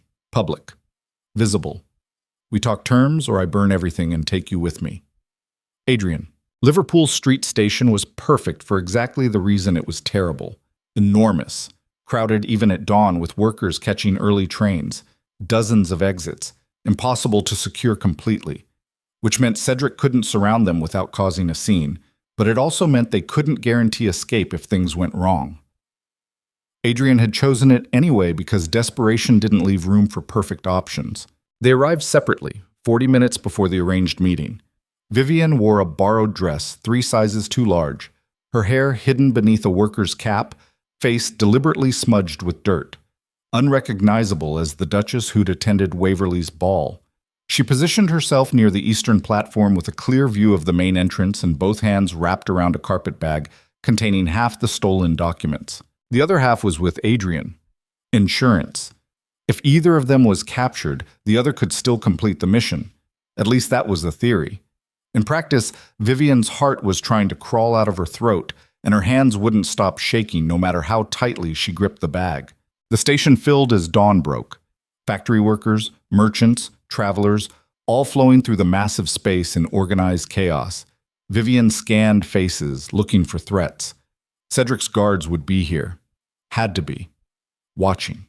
Waiting. Ready to move the moment Adrian appeared. She spotted the first one near the ticket counter. Young, well-dressed for the hour, eyes too alert. The second was buying a newspaper he wasn't reading. The third pretended to wait for a train that had already departed. At least 7 guards that she could identify. Probably more she'd missed, all positioned to converge the moment Cedric gave the signal. Adrian's training paid off. She cataloged each threat without staring, kept moving casually through the crowd, just another worker heading to just another shift. Invisible. Harmless. Everything she'd spent 3 years pretending to be while the real danger happened around her. 6 o'clock arrived. The crowd thickened. Vivian positioned herself with her back to a support column, one hand on the carpet bag, the other wrapped around the pistol hidden in her coat pocket. Then Cedric Waverley walked through the main entrance like he owned the station, which, given his connections, he probably did. He'd cleaned up since the fire. Fresh clothes, hair perfectly arranged, no evidence of the destruction from the night before. But there were shadows under his eyes, a tightness around his mouth. Waverley Manor burning had cost him more than just property. It had cost him the illusion of invulnerability. Adrian appeared from the opposite entrance at precisely 6:03. He walked with that same unhurried confidence that made weaker men step aside without knowing why. His eyes found Cedric across the crowded station, held his gaze, then moved to the meeting point they'd agreed on. The center of the main hall, visible from every angle, no corners to hide in. Vivian watched from her position 40 feet away, heart slamming, as the 2 men who'd spent 5 years circling each other finally came face to face with all pretense stripped away. Cedric spoke first. His voice carried across the noise with practiced ease. "You look terrible, Adrian. Rough night. I've had better." Adrian's tone was conversational, pleasant even, as if they were discussing weather instead of standing in the wreckage of a 5-year war. "Your house burned beautifully, though. Very dramatic. You destroyed 15 years of work. You murdered my brother." The words fell like stones into water. The crowd flowed around them, oblivious to the violence contained in that simple exchange. Cedric smiled. It didn't reach his eyes. "So we're past pretense." "Good. Saves time." His gaze swept the station, taking in the guards positioned throughout. "You have what I want. I have what you need. Shall we negotiate? Safe passage out of London. For both of us." Adrian didn't gesture toward Vivian's position, but Cedric's eyes flickered briefly in her direction. Confirmation he'd already spotted her. "In exchange, I return the documents that directly implicate you. You keep your position, your power. You just lose the leverage over your rivals. Generous. Cedric's voice dripped sarcasm. And what stops me from taking both you and the documents by force? The copies I've already sent to 3 different newspapers with instructions to publish if I don't send a countersignal by noon. Adrian's bluff was delivered with absolute conviction. You kill me, you lose everything. You let me walk, you lose only what I'm willing to trade. Cedric studied him for a long moment, then laughed, genuinely amused. You know what your problem is, Adrian. You still think this is about winning and losing, about justice and revenge. It's not. It's about power. And power doesn't negotiate with threats. He raised one hand, casual, almost lazy. The guards started moving, all 7 of them, converging from different angles, hands reaching for concealed weapons. The crowd sensed danger the way animals sense storms, people beginning to scatter, voices rising in confusion and fear. Adrian didn't run, didn't even flinch, just smiled at Cedric with absolute cold certainty. I know. The explosion came from the eastern platform. Not huge, not the devastation of Waverly Manor, just a small device hidden in a luggage cart, timed to detonate at exactly this moment, sending bags and debris scattering across the platform. Smoke billowed, people screamed. The careful choreography of Cedric's trap collapsed into chaos. Vivienne was already moving. She'd known the signal, had been waiting for it. The moment the smoke hit, she dropped the carpet bag, weighted with rocks, no documents at all, and ran toward the southern exit, weaving through panicking crowds, using the chaos exactly the way Adrian had taught her. Behind her, through the smoke and screaming, she heard gunshots. 2, 3, then more, overlapping, impossible to count. She didn't look back. Couldn't look back. That was the deal. No matter what happened, she ran, got the real documents out, finished the mission even if Adrian didn't survive it. But every instinct screamed to turn around, to see if he was bleeding, if he was down, if Cedric's guards had already caught him. She hit the southern exit at full speed, burst into the gray London dawn, and kept running. The rendezvous point was 2 blocks away, a coaching house that smelled like horses and old beer. Vivienne crashed through the door, chest heaving, and found the room they'd arranged on the 2nd floor. Empty. She set down the real carpet bag, stuffed with the documents that would destroy half of Parliament, and positioned herself at the window with a view of the street, waiting. 5 minutes passed, then 10. Each second felt like drowning. She'd left him. Left Adrian surrounded by 7 guards and a man who'd spent 5 years planning his destruction. Left him to face whatever came next alone while she ran like he'd ordered. It was strategic. It was smart. It was the only way to guarantee the evidence survived. It felt like betrayal anyway. 15 minutes. No sign of Adrian. No sign of anyone. Vivienne's hands curled into fists. She couldn't stay here much longer. The coaching house was compromised the moment they'd arranged it. Cedric's people would figure it out eventually. She needed to move, to disappear into London with the documents and find another way to... The door opened. Adrian stumbled through, bleeding from a gash across his ribs, coat torn, one eye already swelling shut, but alive, moving. He kicked the door closed behind him and locked it with shaking hands. Vivienne was across the room in 2 steps, hands hovering over the wound, trying to assess the damage. How bad? Can you walk? Do we need a doctor? I'm fine. He wasn't fine. Blood soaked through his shirt, turning the white linen dark. But he was upright and conscious, and that was more than she'd dared hope for. Where are the documents? Safe. She gestured at the carpet bag. What happened? Did they follow you? Adrian moved to the window, looked out at the street with his good eye. 2 guards down. 3 escaped. Cedric got away clean. He'll be organizing a wider search now. We have maybe an hour before this entire district is flooded with his people. Then we move. Now. Not yet. Adrian turned from the window. We need to finish this while we still can. Finish how? You're bleeding out. We're surrounded. Every constable in London will be looking for us by noon, which is why we use what time we have left. Adrian crossed to the carpet bag, started pulling out documents with bloody hands. These prove the conspiracy. Names, detail crimes. But Cedric was right about one thing. Publishing this in newspapers won't stop him. He'll buy silence or threaten editors or claim forgery. We need something bigger. something he can't control. What's bigger than proof? Witnesses. Adrian found the ledger he was looking for, flipped to a page marked with dried blood. 15 families who lost someone to Cedric's operation. All of them wealthy enough to demand attention, influential enough to be heard. If we can get them together, present the evidence publicly with their testimony, Cedric can't bury it. The scandal becomes too massive, too visible. And how do we organize 15 families when we can't leave this room without being shot? We don't. Adrian looked at her with an expression that made her stomach drop. You do. No. Listen to me. He gripped her shoulders, and his hands were shaking, not from fear, from blood loss and exhaustion and something that looked like desperation. I can't walk across London without being recognized. Every guard, every constable, every person who attended that ball knows my face. But you're invisible, harmless. The Duchess no one paid attention to for 3 years. You can move through this city and no one will see you coming. They'll kill you if I leave. The second Cedric's people find this location, I'll be gone. There are 3 more safe houses between here and the river. I'll keep moving. Buy you time. His voice dropped. But this only works if someone gets that evidence to the families.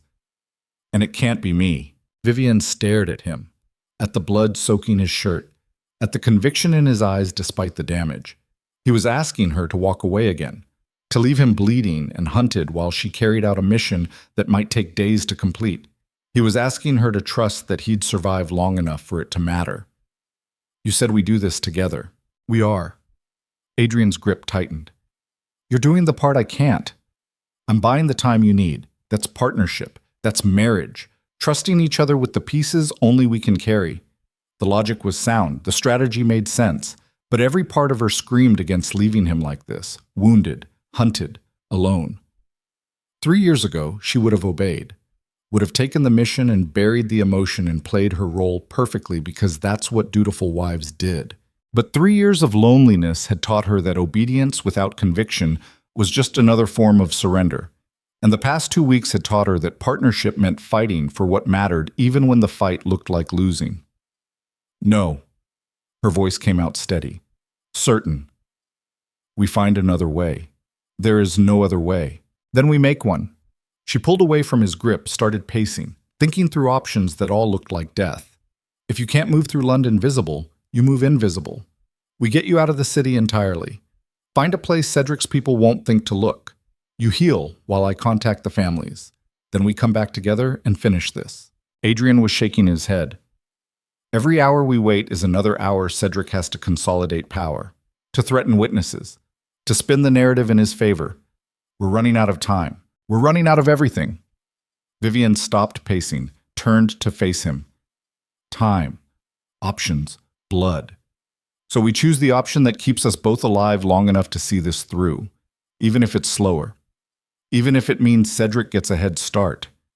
Because I am not leaving you to die in some safe house while I play messenger across London. The words came out fiercer than she intended, raw, desperate. Adrian stared at her like he was seeing her for the first time, or maybe seeing her clearly after 3 years of deliberate blindness. When he spoke, his voice was rough, unguarded in a way she'd never heard from him. I don't know how to keep you safe and finish this war. I only know how to do one or the other. Then we accept we can't be safe. Vivian crossed to him, took his bloodied hands in hers. We've been trying to control this, to plan perfect strategies and anticipate every move. But Cedric spent 5 years staying ahead of you. We'll never out-strategize him. So we stop trying. We move faster than he can track. Hit him from angles he doesn't expect. And we do it together because that's the only advantage we have that he doesn't.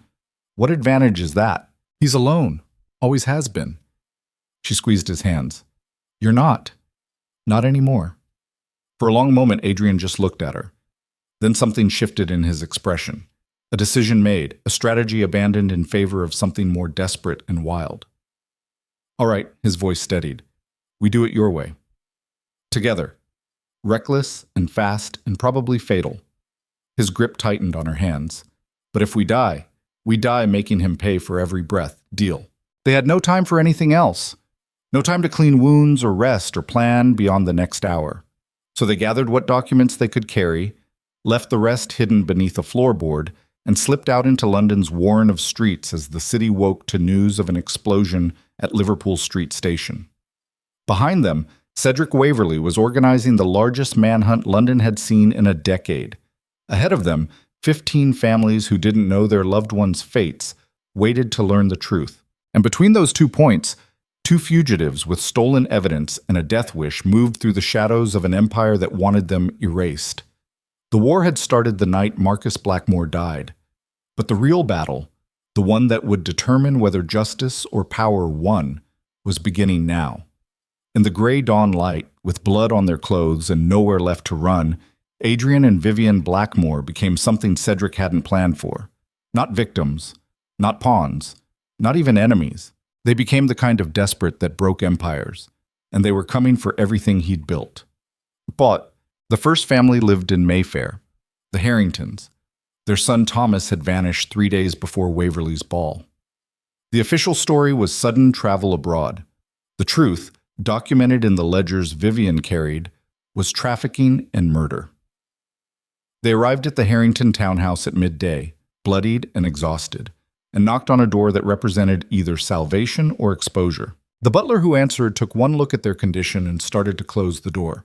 Adrian's boot stopped it. "Tell Lord Harrington that the Duke of Blackmore knows what happened to his son, and I have proof." 5 minutes later, they sat in a drawing room that probably cost more than most people earned in a lifetime, facing a man who looked like he'd aged a decade in 3 days. Lord Harrington's hand shook as he held the ledger page that detailed his son's final hours. His wife sat beside him, silent, tears streaming down her face. When he finally looked up, his eyes held something that terrified Vivian more than any of Cedric's threats. Absolute consuming rage, the kind that made men commit murder and call it justice. How many others? His voice was gravel. 14. Adrian's response was quiet, firm. Over the past 2 years, all documented, all covered up by a conspiracy that reaches the highest levels of government. And you want us to do what? Exactly. Testify. Publicly. Together with the other families. Force an investigation that's too visible to bury. Adrian leaned forward despite the pain it obviously caused. Cedric Waverley orchestrated all of it. I can prove it, but proof without witnesses is just paper. I need voices he can't silence. Harrington looked at the ledger again, at his son's name written in neat columns beside dollar amounts and dates, at the notation beside it. Terminated. When? His voice broke. When do we move? 2 days. We need time to contact the others. Coordinate. Adrian pulled out a list of names and addresses. These families. If even half agree to stand with us, all of them will. Harrington stood, suddenly moving with purpose. I know most of these men. Good men who've lost sons and daughters and had to swallow the official lies because questioning the narrative meant questioning power itself. He looked at Adrian with something like recognition. You're offering us what we couldn't get alone. Answers and revenge. Justice, Vivian corrected softly. What we're offering is justice. Harrington smiled. It was terrible. Justice, revenge. Does the distinction matter when your child is dead and the man responsible is still giving dinner parties? He crossed to a desk, began writing. I'll send messages today. We'll have everyone assembled by tomorrow night. He looked back at them. Where?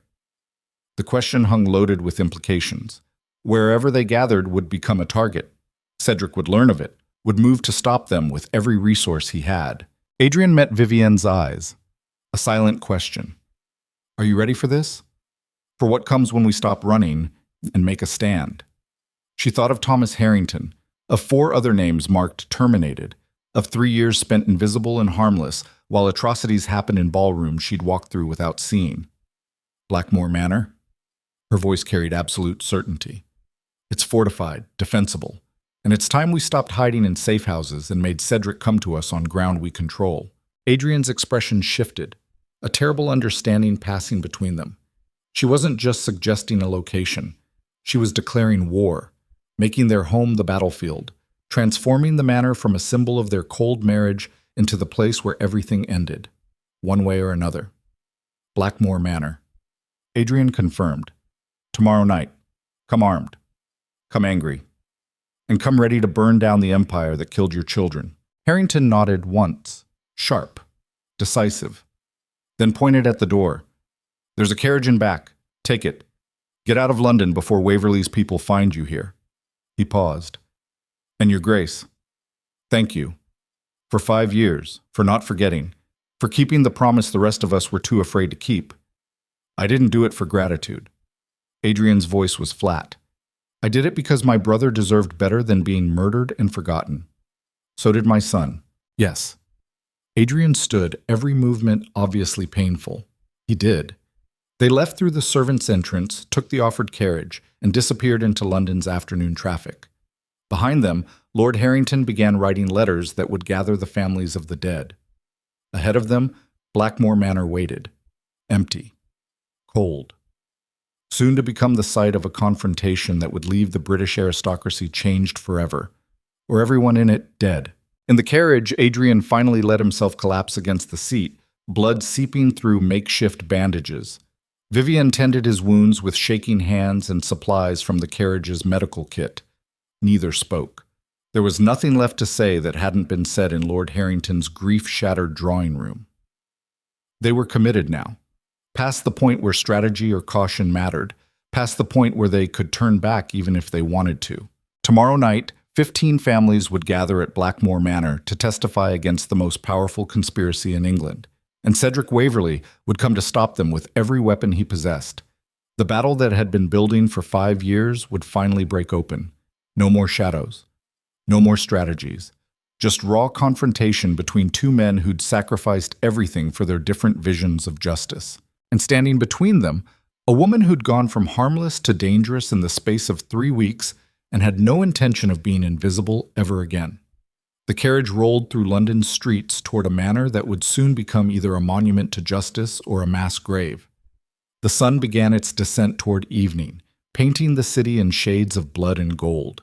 And in that light, 2 fugitives prepared for the kind of war that left no survivors, only winners and corpses. Tomorrow night would determine which they became. Blackmore Manor looked different in the fading light of the following evening. Not cold anymore, not distant, just waiting. The stone walls that had witnessed 3 years of a frozen marriage now stood ready to witness either its end or its strange rebirth through violence. Adrian stood at the study window, watching carriages arrive one by one up the long drive, and tried to remember the last time this house had held so many people who weren't performing for each other.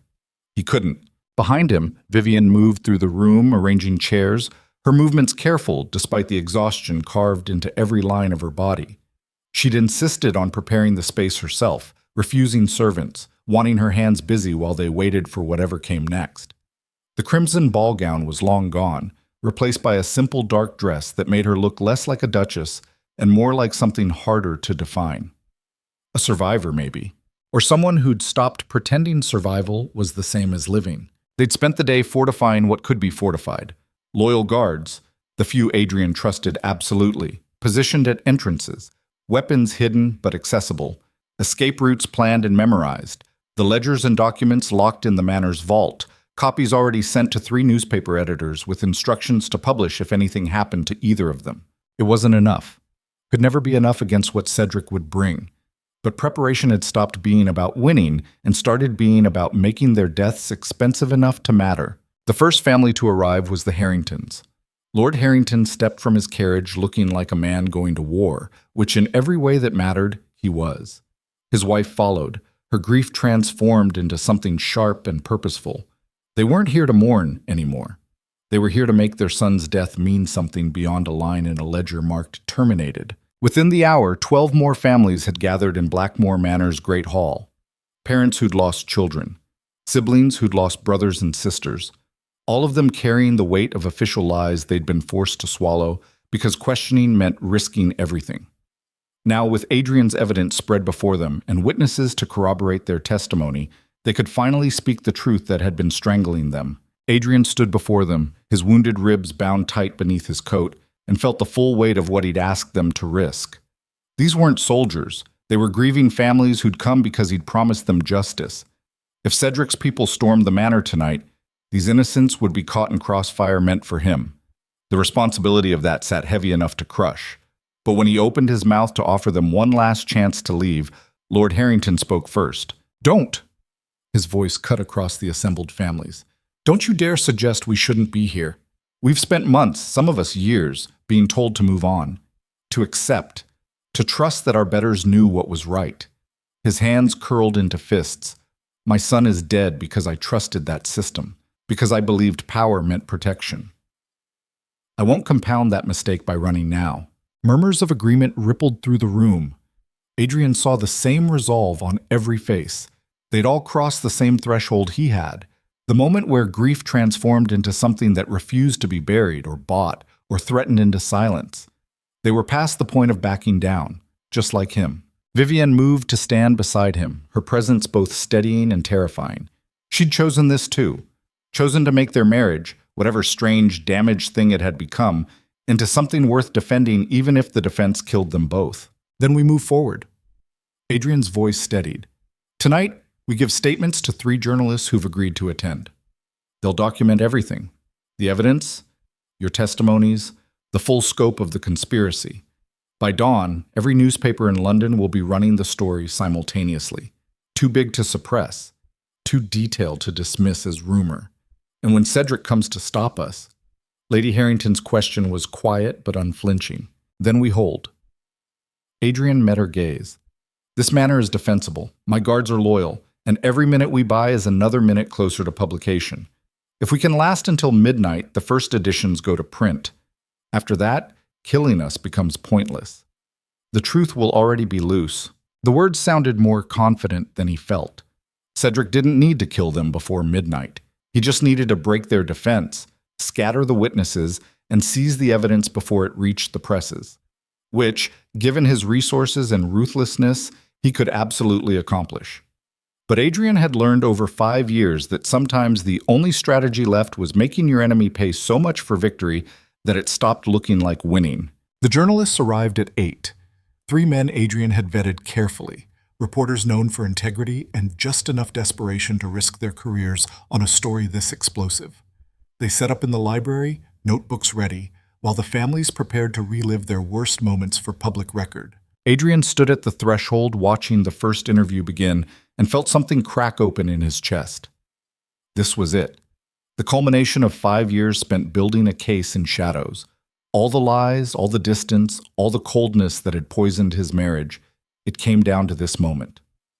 Witnesses speaking truth while somewhere in London, Cedric organized the forces that would try to silence them forever. Vivienne found him there, standing alone between the library and the rest of the manor. She didn't say anything, just took his hand. Her fingers were cold but steady. They stood like that for a long moment, listening to Lord Harrington describe the last day he'd seen his son alive, and Adrian realized this was the first time in 3 years they'd touched without strategy behind it. No performance for society, no calculated gesture. Just 2 people holding on to each other while the world they'd known burned down around them. When he finally spoke, his voice came out rough. "I'm sorry. For all of it. For using you. 3 years of coldness. For dragging you into a war that was never yours to fight." Vivienne was quiet for a long moment. Then she squeezed his hand. "Stop apologizing for the past. We can't change it. Can't undo the choices that led here." She looked up at him, and her eyes held something he'd never seen before. Not forgiveness, exactly. Something harder, more honest. But we can decide what we build from what's left. If we survive tonight. If we survive tonight. The conditional sat heavy between them. A recognition that survival was possibility, not certainty. That they might have finally found each other only to lose everything in the same breath. Adrian pulled her closer, kissed her forehead. Gentle. Deliberate. The gesture of a man trying to memorize how this felt in case he never got another chance. Then the first gunshot shattered the window at the front of the manor. The sound ripped through the house like lightning. Adrian moved on instinct, pulling Vivienne down behind the hallway's thick walls as glass exploded inward. Shouts erupted from the guards stationed outside. More gunfire, rapid and overlapping. Cedric's forces had arrived. Adrian pulled his pistol, checked that Vivienne still had hers. "Stay with the families. Get them to the East Wing. It's the most fortified. If they breach the main entrance, I know the plan." Her voice was steady despite the chaos erupting around them. Underground tunnels to the river if everything falls apart. It won't come to that. It might. She held his gaze. And if it does, I need you to promise me something. Vivian, promise me you'll run. That you won't stay here trying to be noble while Cedric's people tear this place apart. The evidence is already copied. The journalists have their statements. Our part is done. She gripped his coat. So if everything goes to hell, you run. You survive. And you make sure what we started tonight actually finishes. Adrian wanted to argue, to tell her he wouldn't leave her, that they'd face whatever came together. But the sound of splintering wood from the front entrance made strategy more important than sentiment. I promise. The lie tasted like ash. If everything falls apart, I run. She knew he was lying. He could see it in her eyes. But she nodded anyway, because they were out of time and drowning in choices that all led to some version of losing. Adrian kissed her, quick, desperate, then pushed her toward the library where the families waited. Go, lock the doors. Don't open them for anyone but me or the guards. What are you going to do? Buy time. He was already moving, heading toward the front of the manor where the sounds of fighting grew louder. Behind him, Vivian disappeared into the library, shepherding terrified families deeper into the house's defensive core. Ahead of him, the war he'd been planning for 5 years finally broke open in wood smoke and gunpowder. The front entrance was chaos. 3 of his guards fought desperately against twice their number of Cedric's men trying to force their way through shattered doors. Bodies already littered the marble floor.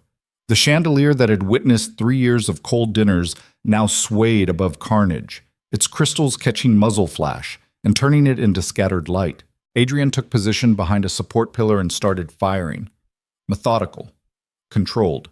Each shot placed with the precision of someone who'd spent years learning how to kill and never wanted to use that knowledge until necessity made it the only option left. 2 of Cedric's men went down. The others pressed forward anyway, professional soldiers who'd done this before and knew how to advance under fire. Adrian's guards were good, but they were outnumbered and outgunned. This wasn't a battle they could win, just one they could make expensive. A bullet splintered the pillar inches from Adrian's head. He ducked back, reloaded, tried to calculate how long before they were overwhelmed. 5 minutes. Maybe 10 if they got lucky. Not nearly long enough. Then Cedric Waverley walked through the shattered entrance like he was arriving at a dinner party. He wore evening clothes. Pristine, not a hair out of place despite the violence erupting around him. In one hand he carried a pistol. In the other, a leather case that probably held documents of his own. Fabricated evidence, insurance, leverage. The tools of a man who'd spent 15 years building power and had no intention of watching it collapse in one night. Adrian. His voice cut through the gunfire with unnatural calm. This is remarkably dramatic even for you. Shall we discuss terms, or would you prefer we reduce your ancestral home to rubble while your wife and her collected victims cower in the East Wing? The East Wing. He knew where they'd retreated, had probably known the manor's layout better than Adrian did after years of being welcomed as a trusted friend. The gunfire paused, both sides holding position, waiting to see if this could be resolved without everyone dying. Adrian stepped out from behind the pillar, pistol raised but not firing, meeting Cedric's gaze across a floor slick with blood and littered with spent casings. There are no terms, his voice was hoarse from smoke. You murdered my brother, trafficked innocents, built an empire on suffering. The evidence is already with the newspapers. By dawn, everyone will know what you are. Cedric smiled. Sad. Almost pitying. Will they? You think publishing accusations makes them true? That society will believe a disgraced duke and a handful of grieving families over 15 years of my carefully built reputation? He gestured with the pistol. I'll be investigated, certainly. A scandal will follow. But I have judges, I have ministers. I have enough leverage to ensure any inquiry goes exactly where I want it to. He took a step forward. You've made things inconvenient, Adrian. Not impossible. Then why are you here? If you're so certain you'll survive this, why come yourself instead of sending men to finish it? Cedric's expression shifted. Something genuine breaking through the calculated control. Because you were supposed to be mine. My greatest accomplishment. 5 years I spent shaping you, turning your grief into a weapon I could aim at my rivals. And you were perfect, ruthless, brilliant, everything I needed. Then you had to develop a conscience. He said it like a disease. Had to decide sentiment mattered more than power. My brother mattered more than power. Adrian's voice was flat. The people you murdered mattered. And if you think I'll let you walk away from this, what will you do? Cedric's tone turned mocking. Shoot me here in your entrance hall while my guards cut down everyone in the East Wing. That's your plan. Murder and martyrdom, if that's what justice requires. Justice. Cedric laughed. You still think this is about justice? It's about who's standing when the smoke clears. Who controls the narrative? Who has the power to make their version of events the truth? His eyes went cold. And on that measure, you've already lost. He raised his pistol, not at Adrian, at the hallway leading toward the East Wing. My men will breach that wing in the next 3 minutes. They'll seize your evidence, scatter your witnesses, and by the time dawn breaks, the only story anyone will hear is that the Duke of Blackmore went mad with grief and attacked a respected lord with fabricated accusations before being put down in self-defense. He smiled. Your wife might survive, if she's smart, if she agrees to testify to your instability. The threat landed exactly where Cedric intended. Adrian's hands tightened on his pistol. Every strategy collapsed into one terrible calculation. He could shoot Cedric right now, end him. But Cedric's guards would retaliate immediately, and Vivian would die before Adrian could reach her, or he could try to negotiate, buy more time, pray that somehow the journalists in the library were already running for the newspapers with enough documentation to make publishing unstoppable. Neither option felt like winning. Both felt like different versions of losing everything that mattered. The moment stretched, taut as wire, ready to snap. Then Vivian's voice cut through the tension from the top of the main staircase. You're wrong. Every head turned. She stood on the landing, backlit by chandelier light, holding not a weapon but a leather-bound ledger Adrian recognized immediately. The master record. The one document that tied everything together with dates, names, and Cedric's own handwriting proving his involvement in every crime. The original. The one they'd kept locked in the vault because it was too valuable to risk. She'd brought it out, made herself a target holding the one thing Cedric couldn't afford to lose. What are you doing? Adrian's voice came out strangled. Get back to the East Wing, now! Vivian ignored him. Her eyes stayed locked on Cedric. You said it's about who controls the narrative. Who's standing when the smoke clears? She held up the ledger. But what happens when the narrative is already out of your control? When 3 journalists have already left through the underground tunnels with statements from 15 families and copies of every document you tried to hide. Cedric's expression flickered, uncertainty cracking through the control. You're lying. His voice lost its casual confidence. My men have the tunnels surrounded. Tss. Your men are exactly where Adrian wanted them. Looking in obvious places while we use the route only someone who actually lived here would know. Vivian descended 3 steps, slow, deliberate. The journalists have been gone for 20 minutes. They're already at the newspapers, already setting type. By dawn, every edition in London will run the full story. And there's nothing you can do to stop it. Adrian's heart stopped. She was bluffing, had to be bluffing. The journalists were still in the library, still taking statements. The tunnels weren't clear. She was making herself a target based on a lie that would collapse the moment Cedric called it. But Cedric didn't know that. And in his uncertainty, in the brief moment where he couldn't be sure if he'd already lost, Adrian saw an opening. Stand down! Adrian's voice cut across the hall. Your men! My guards! Everyone stands down or I burn this ledger right here and let the journalists' copies be the only record. She held up the master ledger. With this destroyed, you could claim their documents are forgeries. Throw doubt on everything. But if I keep it intact, your handwriting becomes proof that can't be dismissed. It was a desperate gambit, threatening to destroy the very evidence they needed to convict him. But it was also the only leverage they had left. Cedric needed that ledger either destroyed or in his possession. Published copies could be challenged. The original couldn't. Cedric's pistol shifted, not at Adrian, at Vivian. If I shoot her, the ledger burns anyway when she drops it. We all lose. Exactly. Vivian's voice was steady. So here's what happens instead. You leave. Now. You walk out of this manor and by dawn you'll be arrested based on evidence you can't suppress. Or you stay and we all die here, along with the only original documentation that proves definitively what you've done. Your choice. Die tonight or face trial tomorrow. The silence that followed was absolute. Even the guards on both sides had gone still, recognizing they were witnessing something bigger than tactics. This was the moment where 5 years of strategy collapsed into one simple question. Would Cedric accept defeat if it meant surviving to fight another day?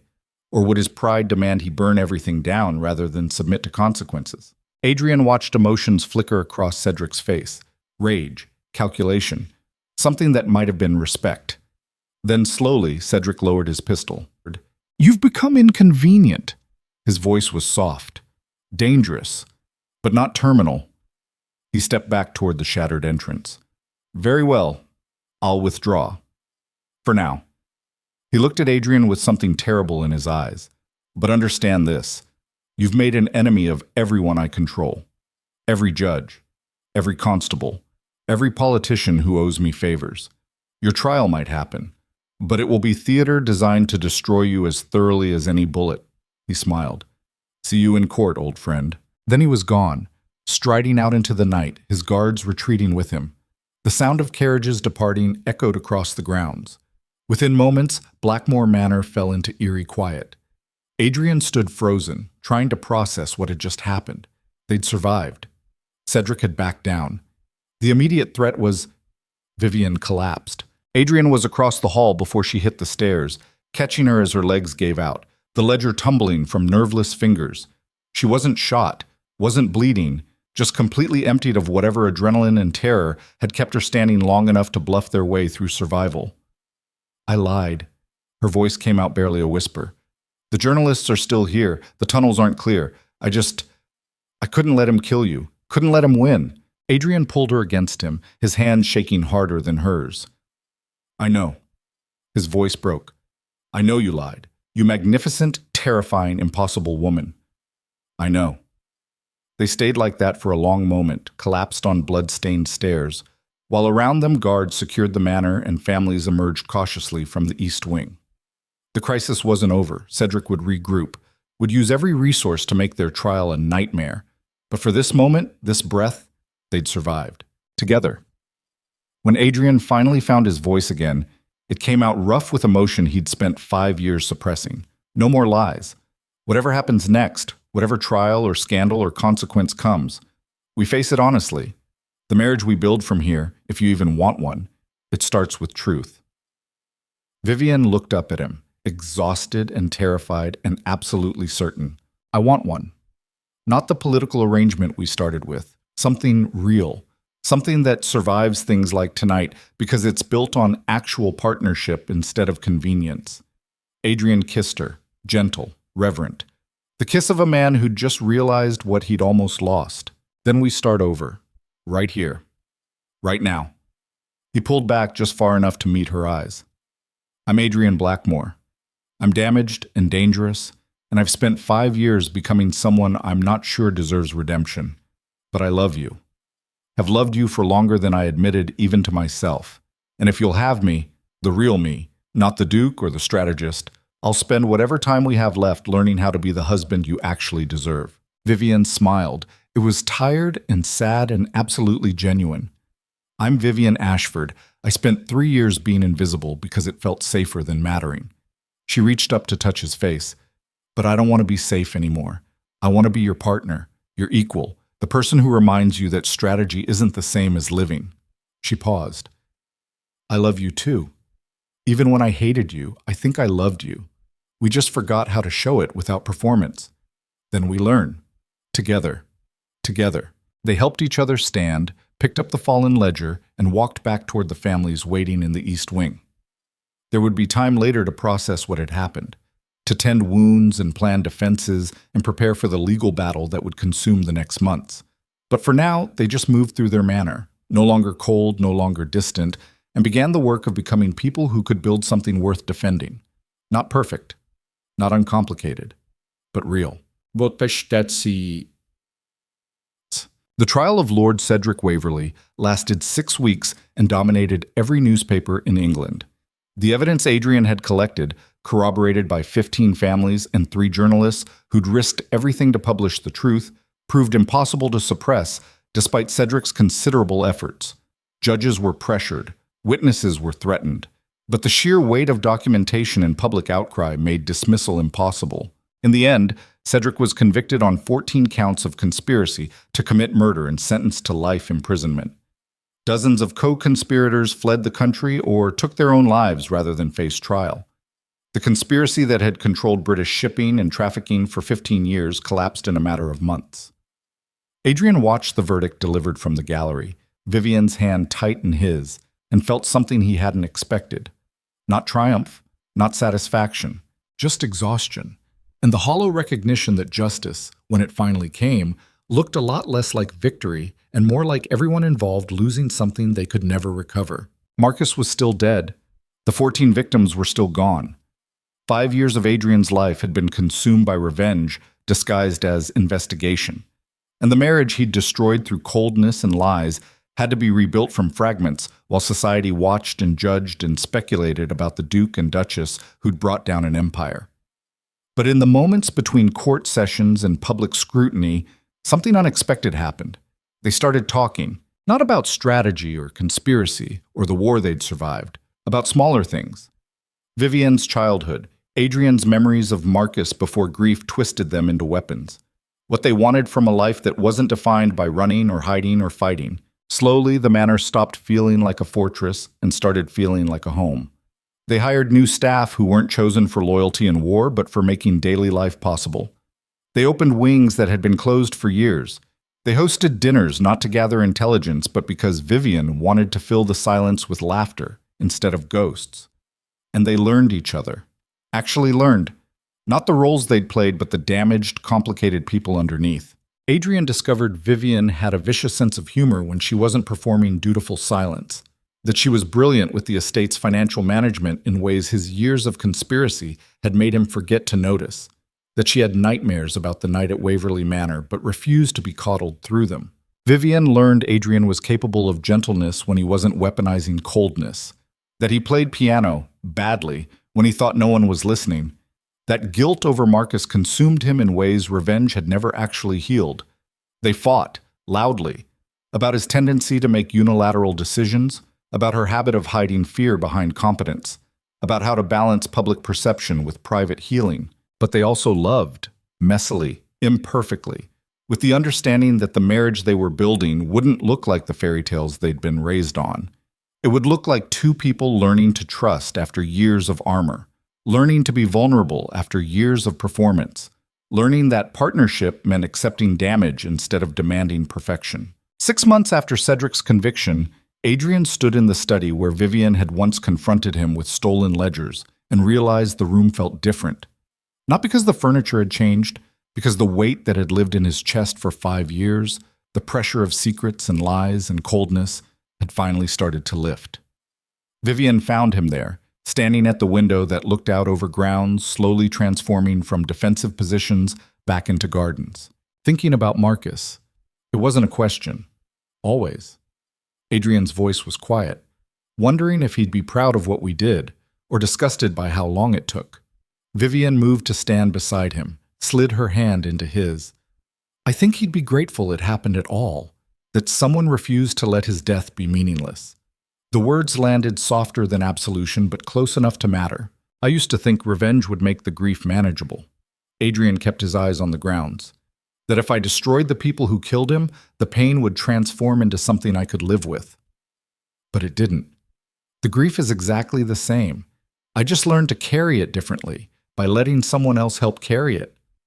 Vivian squeezed his hand. That's not weakness. That's what partnership actually means.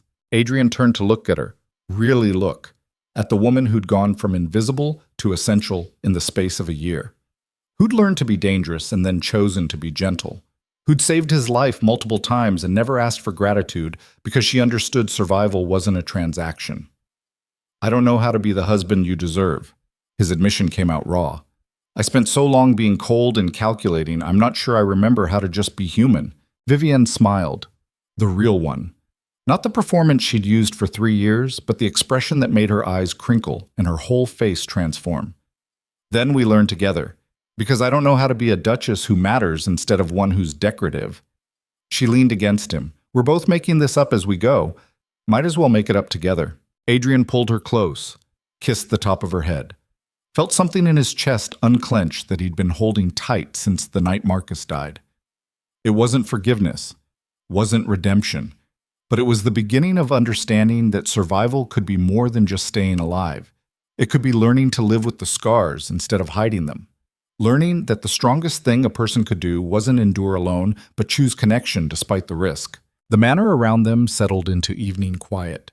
No more conspiracies hiding in shadows. No more enemies at the gates. Just two people learning that the hardest battle wasn't defeating external threats, but building something worth protecting after the war ended. Outside, snow began to fall. The first of the season, covering the grounds in white that looked clean and fresh and nothing like the blood-stained chaos of a year ago. And in the study where their broken marriage had finally cracked open, Adrian and Vivian Blackmore stood together watching winter arrive and decided, together, that whatever came next, they'd face it honestly. Not as Duke and Duchess, not as allies in a war, as partners learning that love wasn't about perfection or performance. It was about choosing each other deliberately, repeatedly, even when the choosing was hard. Especially when the choosing was hard. The kind of love that survived things like conspiracy and betrayal, because it was built on truth instead of convenience. The kind of love worth fighting for, worth surviving for, worth building a life around even when the building looked like starting from ruins. They'd spent 3 years in a marriage that was all strategy and no substance. Spent 1 year in a war that nearly destroyed them. Now, finally, they had the rest of their lives to figure out what came after. To learn that bravery wasn't about facing enemies without fear. It was about facing each other with absolute honesty and choosing partnership anyway. To understand that the real power wasn't control or dominance, or the ability to manipulate from shadows. It was the courage to be vulnerable with someone who'd seen you at your worst and decided you were worth staying for. And as snow fell over Blackmore Manor and London settled into winter, two people who'd survived empire and conspiracy and their own worst instincts made a simple choice. They'd start again, build something new from the wreckage. Not perfect, not painless, but real. And maybe that was enough. Maybe, after everything, being real with each other was the only victory that actually mattered, the only one worth surviving for. 1 year later, on the anniversary of the winter banquet where a lipstick stain had started everything unraveling, Adrian and Vivian Blackmore hosted a dinner at their manor for the families who'd testified against Cedric's conspiracy. The gathering wasn't joyful, too much loss for that, but it was purposeful. A recognition that survival required witnesses, that healing happened in community, not isolation, that the best way to honor the dead was to refuse to let their deaths be forgotten. Lord Harrington raised his glass in a toast. To the ones we lost, and to the ones who refused to let loss be the end of the story. Everyone drank, quiet, solemn. Then slowly, conversation resumed. Not about conspiracy or trials or the past year's legal battles, about small things. Children growing, businesses rebuilding, life continuing despite grief because continuing was the only option worth choosing. Adrian watched from his position at the head of the table and felt Vivian's hand find his beneath the tablecloth. He squeezed back, a silent acknowledgement of everything that had led here. Every choice, every sacrifice, every moment where they'd chosen partnership over convenience and truth over performance. Later, when the guests had departed and the manor settled into night quiet, they stood together in the ballroom where they'd once danced as strangers performing a marriage. "Dance with me." Adrian's request came out softer than he'd intended. "There's no music. I don't care." So they danced, slow, uncoordinated, laughing at their own awkwardness. Not the perfect waltz of aristocrats performing for society, just two people who'd survived things that should have destroyed them and chosen to build something new from what remained. When the dance ended, Adrian pulled back just enough to meet Vivian's eyes. "I love you. Not the woman I thought I married, not the asset or the cover story. Just you. Complicated and damaged and more than I deserve." Vivian smiled. "You don't get to decide what you deserve. That's my call. And I've decided you're worth keeping, even when you're impossible, especially when you're impossible." They kissed, gentle, unhurried. The kiss of people who'd learned that love wasn't about grand gestures or perfect moments. It was about showing up, being honest, choosing each other in 1,000 small ways that added up to something that could survive anything. Outside, winter settled over London. Inside Blackmore Manor, two people who'd started as strangers survived as allies and finally learned to love as partners, held each other, and understood something essential. That the truest bravery wasn't facing death without fear. It was facing life with someone who'd seen all your darkness and chosen to stay anyway. That power wasn't control or dominance or the ability to manipulate others. It was the strength to be vulnerable and build something worth protecting. That justice wasn't revenge or punishment or destroying enemies. It was refusing to let suffering be meaningless, refusing to let the ones who'd been hurt be forgotten. And that love, real love, the kind that survived conspiracy and betrayal and 3 years of coldness, looked a lot less like fairy tales and a lot more like two damaged people deciding each other was worth the work. The manor that had witnessed their frozen marriage now witnessed its strange, hard-won rebirth. Not perfect, not painless, but real in ways that mattered more than perfection ever could. And as snow continued to fall and London slept, Adrian and Vivian Blackmore held each other in a ballroom that had seen too much performance and finally offered them something true. A beginning that wasn't about strategy or survival, just partnership, honest and messy and absolutely worth fighting for. The kind of love that transformed lipstick stains and conspiracy and near death into something neither of them had expected but both recognized as essential: each other. Finally, completely home.